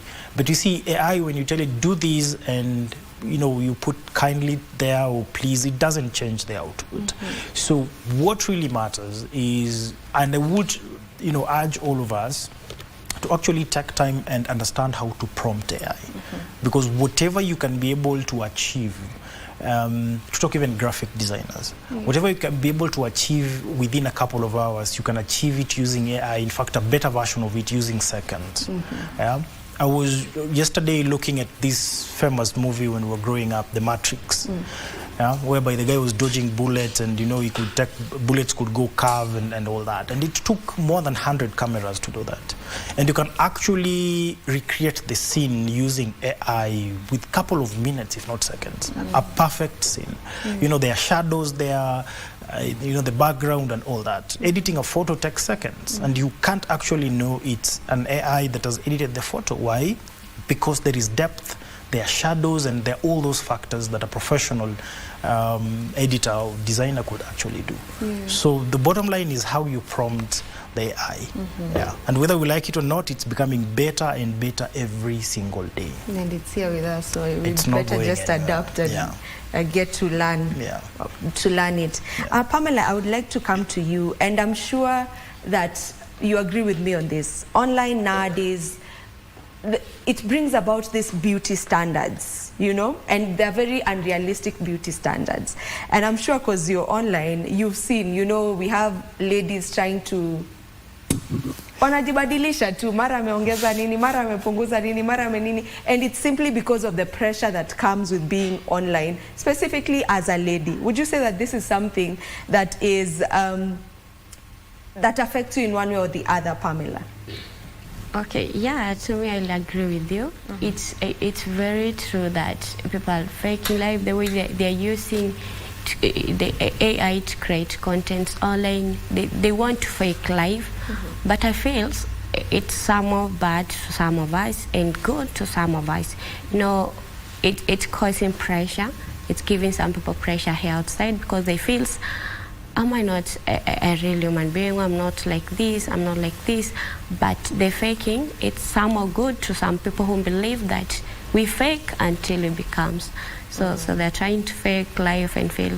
I've seen ladies who pretend that they even use AI to generate a husband and a kid. So you feel, I was a classmate to this lady. She is finally married. I'm not married. She is in USA. I'm not in. So they're faking and they're giving some people pressure.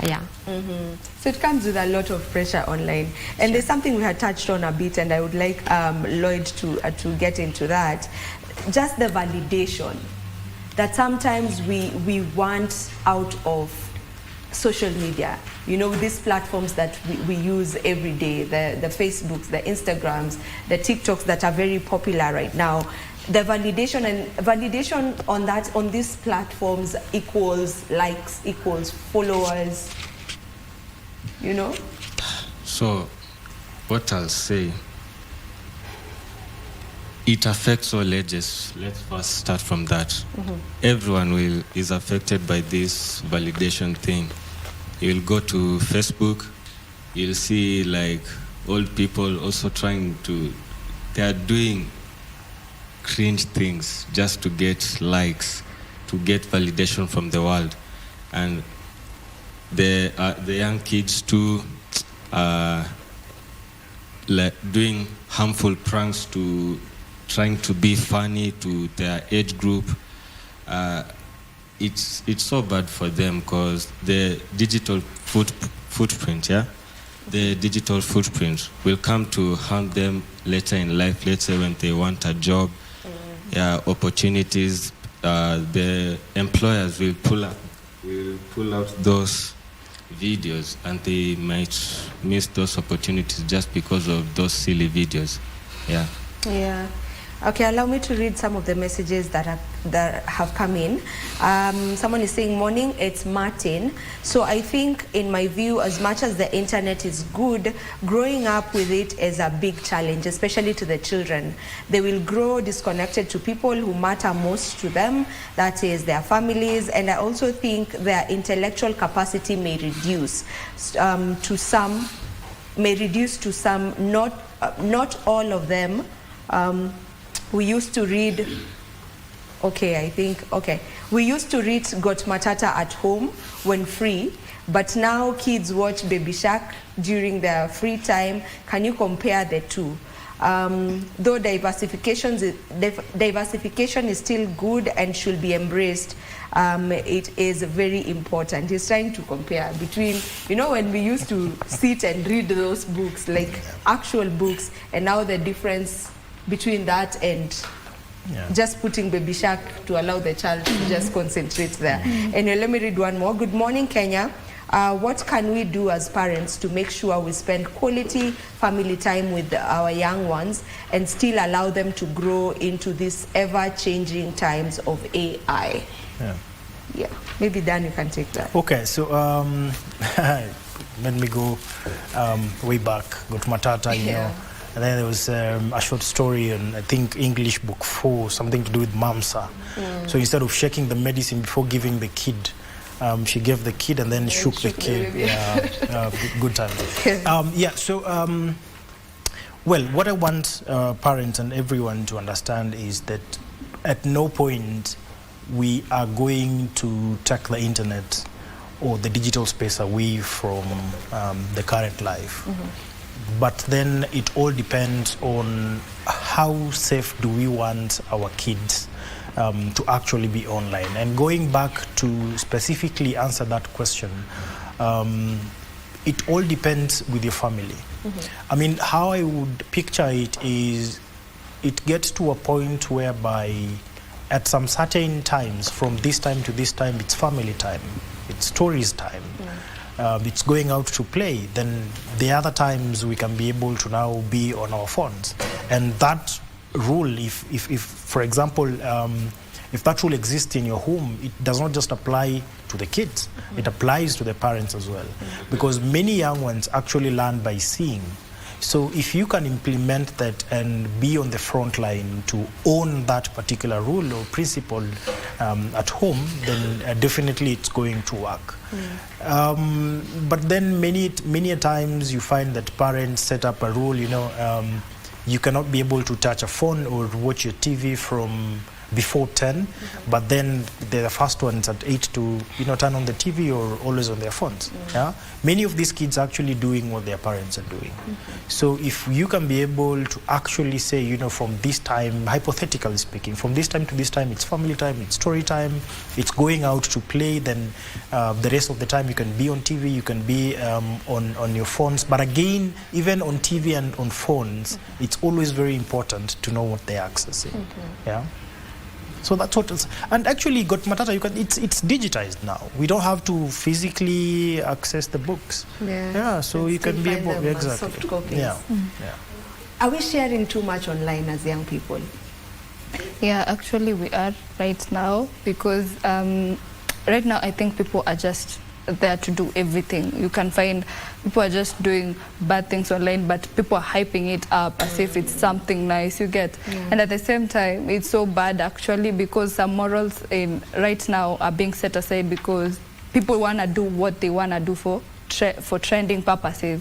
You find someone just beating up someone and it's so trending, people are hyping it up, talking about it, and it's actually it's really affecting us as young people, because our morals are deteriorating in a way, because we need to be so and that's when I come to talk about mental health by then, because you find people out there, just because anything is being done, they're just okay with it.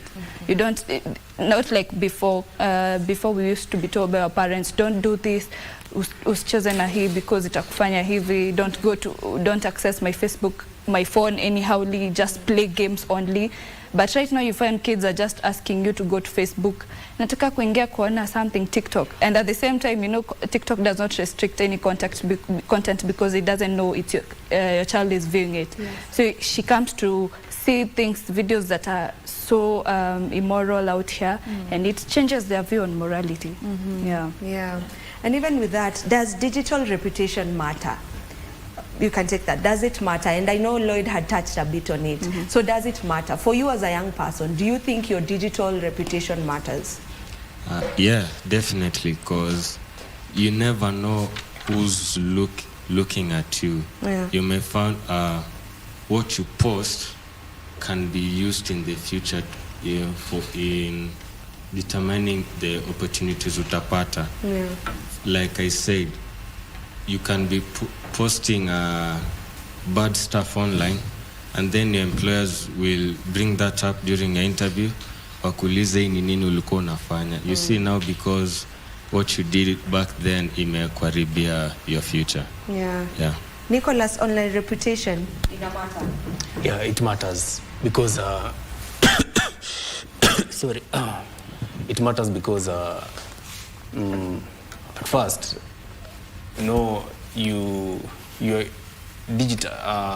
Mostly you build like in the Malika LinkedIn. That's where you post, like una build your portfolio. Yeah. So you know, so like watu wakiona ni nini Nicholas anafanya hapo online, and they see what this guy is capable of, and they see what the morals this guy has, and if he can be able to fit in this kind of kwa hii nini yetu tunataka kumpatia, it will be good, you see. So I think reputation matters a lot, and it's up to the young people who are growing online to wajue ni nini wanataka wateka online for their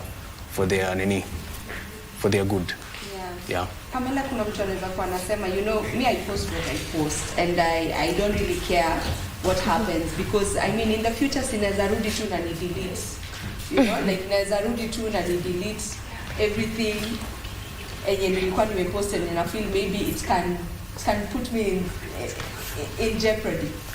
Okay, that's so bad of him or her, because we have what we call online footprint or digital footprint, whereby everything that you post, it's there. Even if you post today, something has to come, we have an evidence of whichever thing that you've posted. So to those people who are just posting everything, weird things, but we are in a very funny world. We live in a permissive generation, whereby when you post a negative thing, you are likely to have more views than someone posting positive thing. Yeah, that's how weird our generation is. Yeah. So I feel for people who are just posting and thinking that there is no evidence of what they post, let them note that there is this thing we call online footprint. It will have a statistic of everything that you're posting. So let's begin.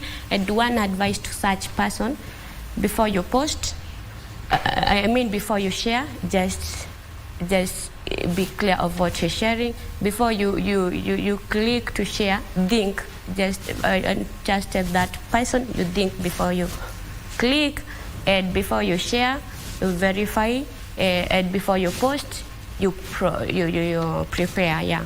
Okay, I'll take your final remarks, because unfortunately time is not on our side. Maybe I'll begin with you, Nicholas. So my final remark is, as we are growing online, parents should know that this now is part of us. They should help us, like, as I said earlier, co-piloting. So like they should help us in, you know, to learn. We learn with them, so that pia like ikuwe rahisi ku manage their kids and everything, because at the end of the day we can't evade the internet. Yeah. All right, Pamela. Okay, my final remarks. You will allow me cut on grab something about, because I'm an author in this Free Talent Connect, where dreams meet opportunity. In chapter 6 of this book, it's on page 73, I've talked about the issue. Coincidentally, what we've been discussing about, I've also discussed about the same issue in this chapter 6 of this book.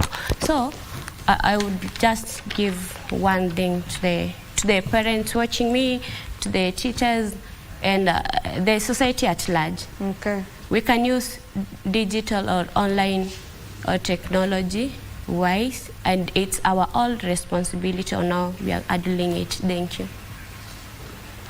All right, Edna?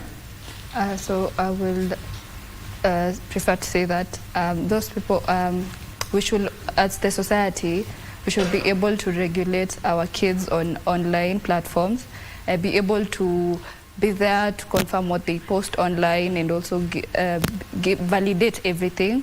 And at the same time, we as students, we should also prioritize using AIs, especially as media students, because there are a lot of things and a lot of techniques coming up day in, day out, and we should be also to be able to embrace on them and actually make it good and easy to use AI out here. Got you. Lloyd? We should use, the internet comes with a lot of positivity, and we should maximize on its advantages. There are a lot of stuffs to learn, a lot of skills that you can learn from the internet. Please make use of it. All right. Dan, thank you so much for being here with us. Dan, before I take your final remarks, I'm sure that there's one thing that most of us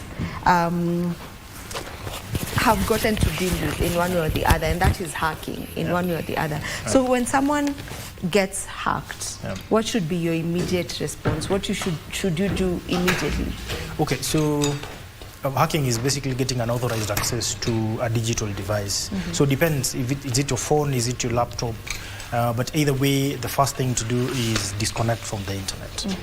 Not switching off, disconnect from the internet, because that is one way through we are able to get connectivity to the device. All right, I'll take your final remarks. Thank you for that. Now, couple of things. One is it's an all-rounded opportunity for all of us, policymakers, that is the government, to look at different framework that can be able to be implemented to ensure child safety or online safety for all of us. Just to echo on digital identity, it's actually a very important aspect. And look at it from this angle. Whatever you post will be used for or against you in this particular lifetime, or even after you leave. When you even go to apply for a passport for some certain countries, one of the things they actually do a background check is your social media post. If you are, for example, I think pro-Iran, you will not be able to get, visa, not passport, sorry, visa, to go to countries like Israel, and vice versa.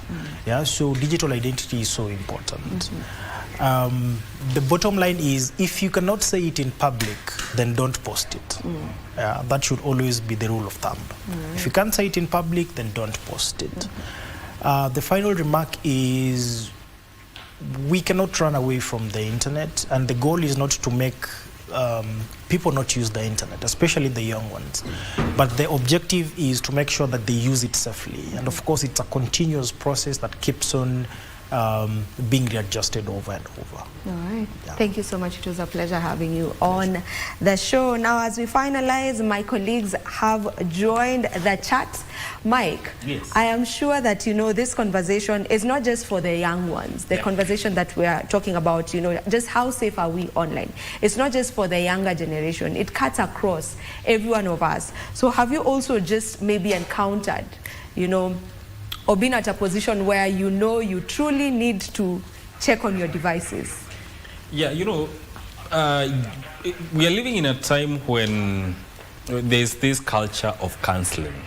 So you have to be very careful about touchy topics. And also as a journalist, you need to be very sure of what you are posting, because it may impact on your career negatively. So this is a situation where you need, actually self-censorship is very important. You have to be mindful of what you are posting, because the internet never forgets. It does not. Yeah. It does not forget. It leaves that footprint and it stays there. That digital footprint will remain there for a very long time. You have to be careful of how you're utilizing this social media space. Yeah. All right. And today you are speaking Swahili. My friend. That was so Actually, I was just about to ask Mike if still breathing. Because his pulse rate during that show, that segment. Well, I did well. His pulse rate was so hard. I could actually hear it from the other side of the studio. Mike, you did well. Actually, on a scale of 1 to 10. Yes. Though kulikuwa na matamchi kidogo ilikuwa natokelezea hapo. Yeah, kuna matamchi mawili matatu. Matamchi kidogo. But you did well. Kiswahili is one of those interesting languages, right? Yeah. And you see, having the two teachers from Kenya High and the lady, they really pump some sense in our heads. And yeah, for some of us, we leave them to you, the likes of Kamche Menza, to do it whatever they can, the likes of Nancy Okware and Eleni Ivo. But yeah, but this is my advice. There's a day, you talked about living online, right? Yeah. Some years ago when I was looking for a job somewhere, and yes, I got a job. I got that job. Do you know the first question I was asked? What is your social media handle? And the late Robin Njogu asked me about my social media handle. And I showed him. Yeah. And he said, let me see what you post. And he went through my social media, literally. He took his time, and that's how I was interviewed. It was as simple as that. Yeah. And that's the reality now. It was as simple as that. Yeah. What you post online, he said, sit, what is your social media handle? All right. Okay. He typed on his laptop. He went through. He said, okay. So you'll be taken around, you'll be given the badge and all that thing. That's how it was. So what you post on social media is very important. All right? Yes, and that's the best way to end this conversation. Yeah. Just mind your online reputation. It is very, very important. Did you get predictions for today's game? Yes. So the World Cup field actually has been reduced from 48 teams now to 16. Yes. And many teams have been surviving, come from the 32, progressed through the stages. Some of them have been knocked out. Some of the big teams have given us surprises. But are they going to get one more surprise today? Spain versus Portugal. My question is, Cristiano Ronaldo is 41. And is he becoming a help to Portugal or a hindrance to their progression? Oh, wow. Is that what you're going to say about our goats? That's just my question. Is he a hindrance or a help to Portugal? Okay? Yeah. So today, this is arguably one of the best picks for the round of 16. Yeah. And Spain, yes, they are still showing some tenacity. I see them trying to upset Portugal 2-1. That is my prediction. So Portugal, yes, they are really struggling. There is a little bias. Ronaldo is trying to outshine members of the team. That is according to me. And Spain is going to take advantage of that. So my prediction is a narrow 2-1 win in favor of Spain. In favor of Spain. All right? Yeah. So if you want to talk Victor the Octopus, yeah. I think Portugal are going to take that game and they're going to win 1-0. 1-0? Yeah. I also feel Spain. like... I also feel like 1-0 to Portugal. Yeah, 1-0 to Portugal. Okay. I also feel like Portugal, there's some level of pressure on Portugal, given that Cristiano Ronaldo is one of their players. So I think there's some level of expectation and pressure that is expected or being put on Portugal to perform. All right. Okay, we need to call it a wrap right now. Remember, you can catch that game, Portugal versus Spain, tonight at 10 p.m. right here on KBC Channel 1. Do enjoy the rest of your viewing. Goodbye. Bye-bye.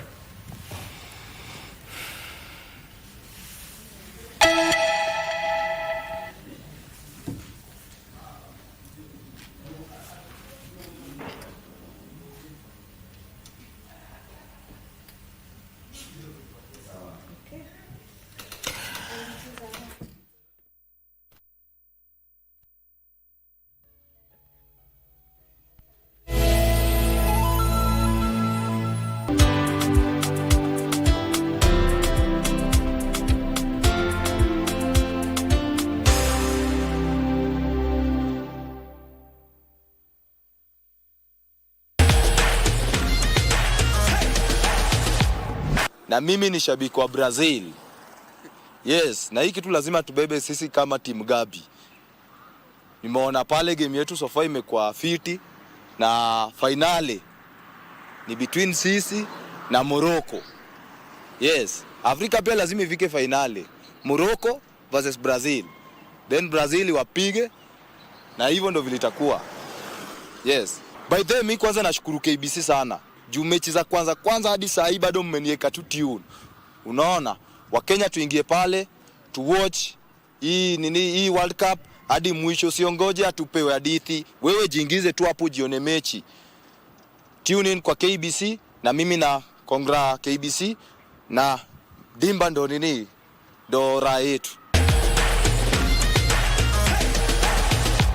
The wait is over. KBC Eco Huduma Center. Starting with Nairobi, kupata huduma za KBC imekuwa rahisi. From digital guidance and signet services to booking of commercial adverts and documentaries. Visit our dedicated desks at Huduma Center GPO, Times Square, Makadara, Kibera or Eastleigh. Tunakungoja hapo. Whether it's a casual announcement or a specialized media solution for your business, we are here to serve you. KBC at Huduma Centers, moving closer to you. Your station, your service.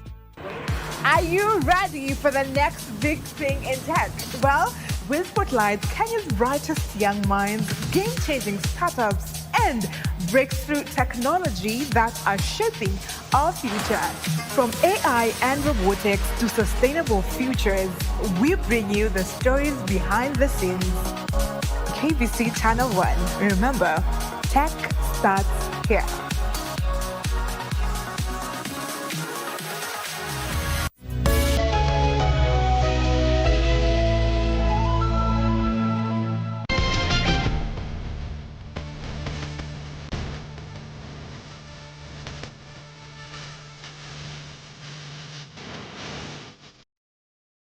Sasa umetoka ushago ukuje ukakaa huko Huruma ama ukafanya nini? Mimi nilikuja Huruma nikakaa Madoya. Madoya ni wapi? Ni side gani? Madoya ni huko down. Huko down, huko wanataka kubomoa. Huko kabisa. Nikakaa kwa nyumba ya mabati. Hadi mavi ilikuwa inapita hivi. The dictionary states that a pilgrim is a person who journeys to a sacred place for religious reasons. But for the person walking beside me, that is his name, which he has lived to tell his tale in a remarkable journey that saw him transform his life from crime into sports. Mimi niko kwa hiyo situation najua na nimefanya hiyo kitu najua. Kwa leo unanyang'anya tu mtu mchana. Hakuna mwenye anakuuliza kitu. Na unatishia watu. Wanza mtu adaga unatishia watu. We found him in his hangout nowadays at the Huruma CDF Social Hall, where he advocates for others to use sports as a tool to change their lives for the better. This is the gym where they train. We are going to join them as they do their training.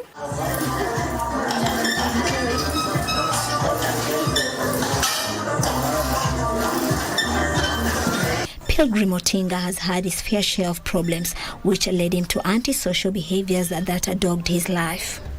Mimi nikikam Nairobi, nilikuwa nyumbani na kitu ilinileta Nairobi ni shida. Hard life. Tuseme mimi ni orphan. Na hard life ndio ilinitoa nyumbani. Nikakuja Nairobi, niliachia shule standard 7 nikiwa nyumbani. Nikakuja Nairobi. Nikaanza kuhustle mjengo nini nikapata mfadhili akanirudisha shule standard 8 nikafanya.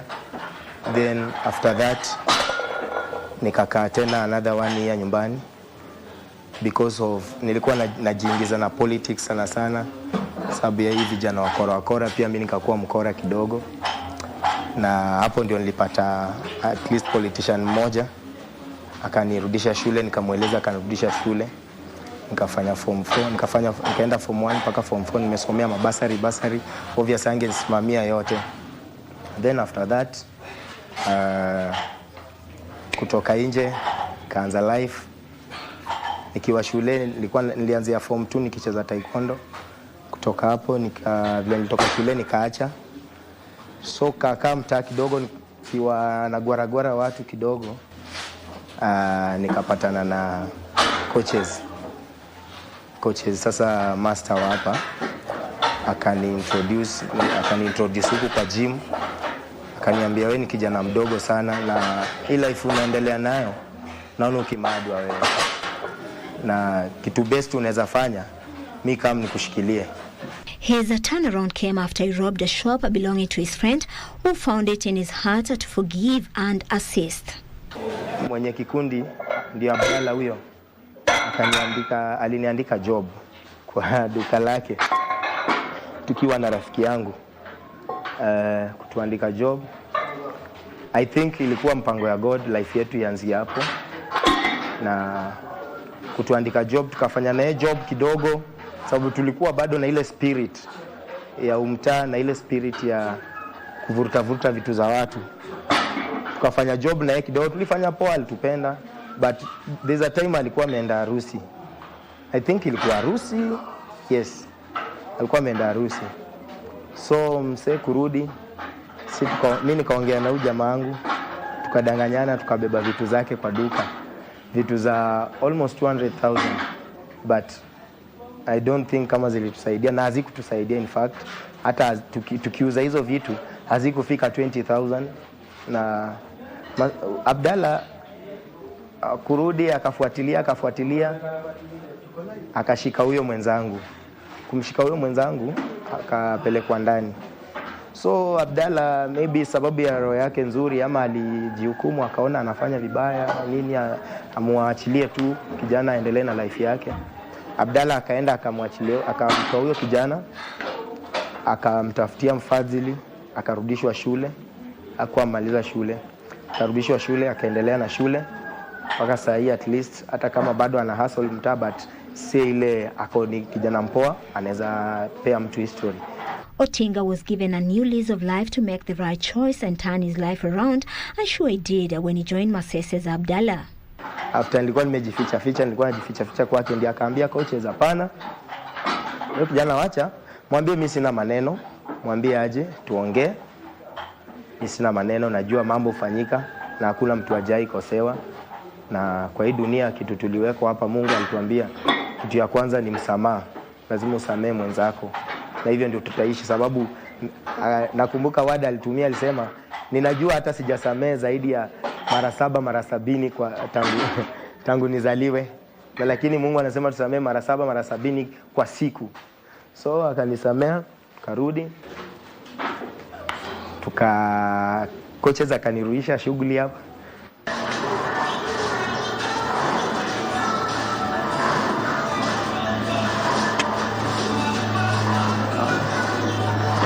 He now works as an aerobic instructor, which enjoys as he offloads the stress of everyday life, which can lead to reoffending if one is not resilient.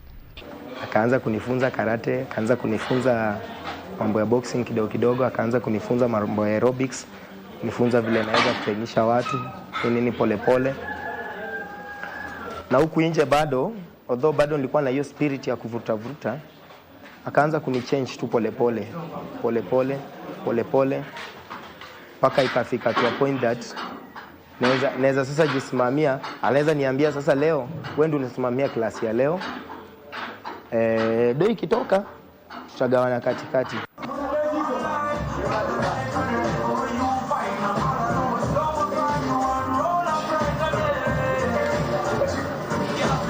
He's also a karateka and does weightlifting, which has made him earn a livelihood on the sidelines as a bouncer. Mimi hufanyisha karate, mimi trainisha aerobics, of which hizo vitu zote nimejifunzia hapa, na hiyo ndio step kubwa sana nimeona kwa life yangu naweza fanya. Hata kama ni 200 peke yake napata, hiyo 200 singepata mahali. At least naona hiyo ni step moja kubwa sana nimemake, yenye saizi maybe Mungu akinibariki naweza pata mahali nijishikilie, niseme naweza enda mahali niandikwe, hata ama nipate vifaa. Tuseme kama hapa sisi hatuna vifaa kama gym yetu, ukiangalia hivi hakuna vifaa. Mimi mwenyewe nafanyisha aerobics, hatuna vifaa vya aerobics, hatuna vifaa vya taekwondo, hizo karate, tuna vifaa za karate, tuna vifaa za aerobics. Tunahitaji steps, na vitu kama hizo ndio zinaweza tuinua sisi kama mayouth huku chini, at least tusirudi nyuma tena. Pia huku nje kibarua ikipatikana, akipata kibarua ya club ananipeleka nafanya ubouncer. Akipata kibarua nini, at the same time bado, sababu mimi kijana na sisi kuwa na form sana, nilikuwa naingia kwa politics. Ile bahati mzuri ama kidogo napata na kuwa na sababu ya grace ya God nikatambulika kidogo, nachukuliwa na kuwa bodyguard.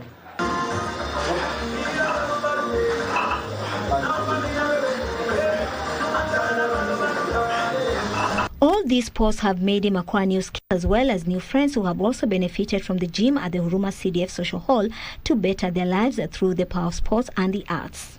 Mimi imenisaidia, nimeacha wizi. Kwa hiyo sports imenisaidia, nimejifunza kitu, naweza pea mtu idea, naweza pea mtu skill. Naweza kama na trainisha aerobics, naweza saidia mtu. Ni kama daktari. Naweza saidia mtu. Kwa same inanisaidia napata kitu ya kukula. Unaona? Siwezi kosa chakula. Hapa si tukibeba chuma, tunabeba chuma, unapata hapa tuna train. Msee anatoka hapa ana food. Mara mingi msee anakuja kutrain juu ya apunguze stress. Sababu si watu wote wana train hapa. Unaona hii train ni gym ya mtaa tu. Si watu wote wana train hapa wako poa, sababu wanasemanga ukiona mtu anaenda gym ni mtu anado. Lakini huku mtaani ukiona mtu anaenda gym, huyo mtu kitu ya kwanza ameepuka vitu mob sana, ni stress. Huyo mtu kitu ya pili, kama tuseme mfano kama mimi mwenyewe nikikaa idle huko nje, kitu naweza fikiria kufanya ni kwenda tugware msee, nikuwe na kitu kwa mfuko. Sababu kurudia madawa si ngumu. Ni vile nikijiachilia, na I thank these people, kina Abdalla, kina management hapa, John Akwana, nawashukuru sana sababu wamenishikilia. Sababu ningekuwa niko idle, ningerudia tu bado kwa madawa. Vute bangi, kunywa pombe sana. Na kama kuna kitu ingeniua apart from childhood life, yenye ingenimaliza ilikuwa pombe.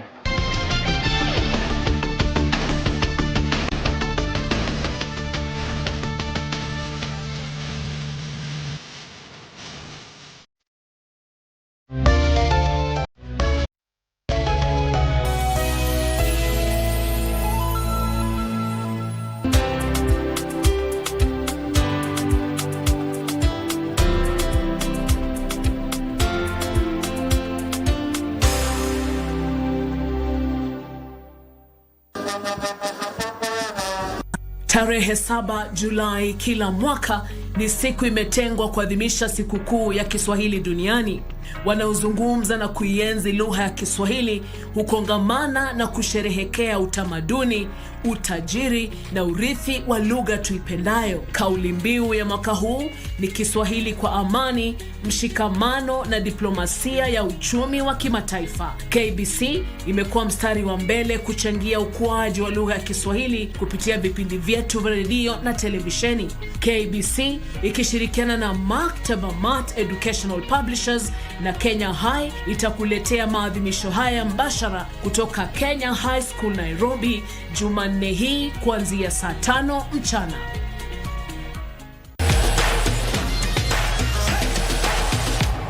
Hello, this is Giselle Fernandez, Ambassador of Mexico to Kenya. Thank you, KBC, for bringing the game of the FIFA World Cup closer to us. Mexico has been thrilled of welcoming, of showing our culture, of receiving everyone with open arms in this tournament. We are also grateful for our Kenyan fans that have followed this match and that have been able to experience from their own seats the joy of this tournament. Finally, for Mexico, this is a historical moment. It has been the 3rd time that my country has hosted a World Cup. So we wish all the teams that have played this tournament a really exciting one. So this will be a really nice experience for all of you to remember.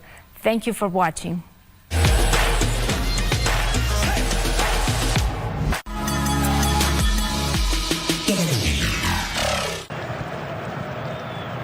Fougerolles is actually one of 3 English-born players in the Canadian squad. Obviously, all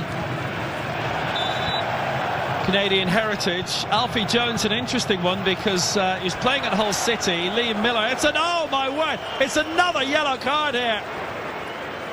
That's 5 in this first half. It's Unahi now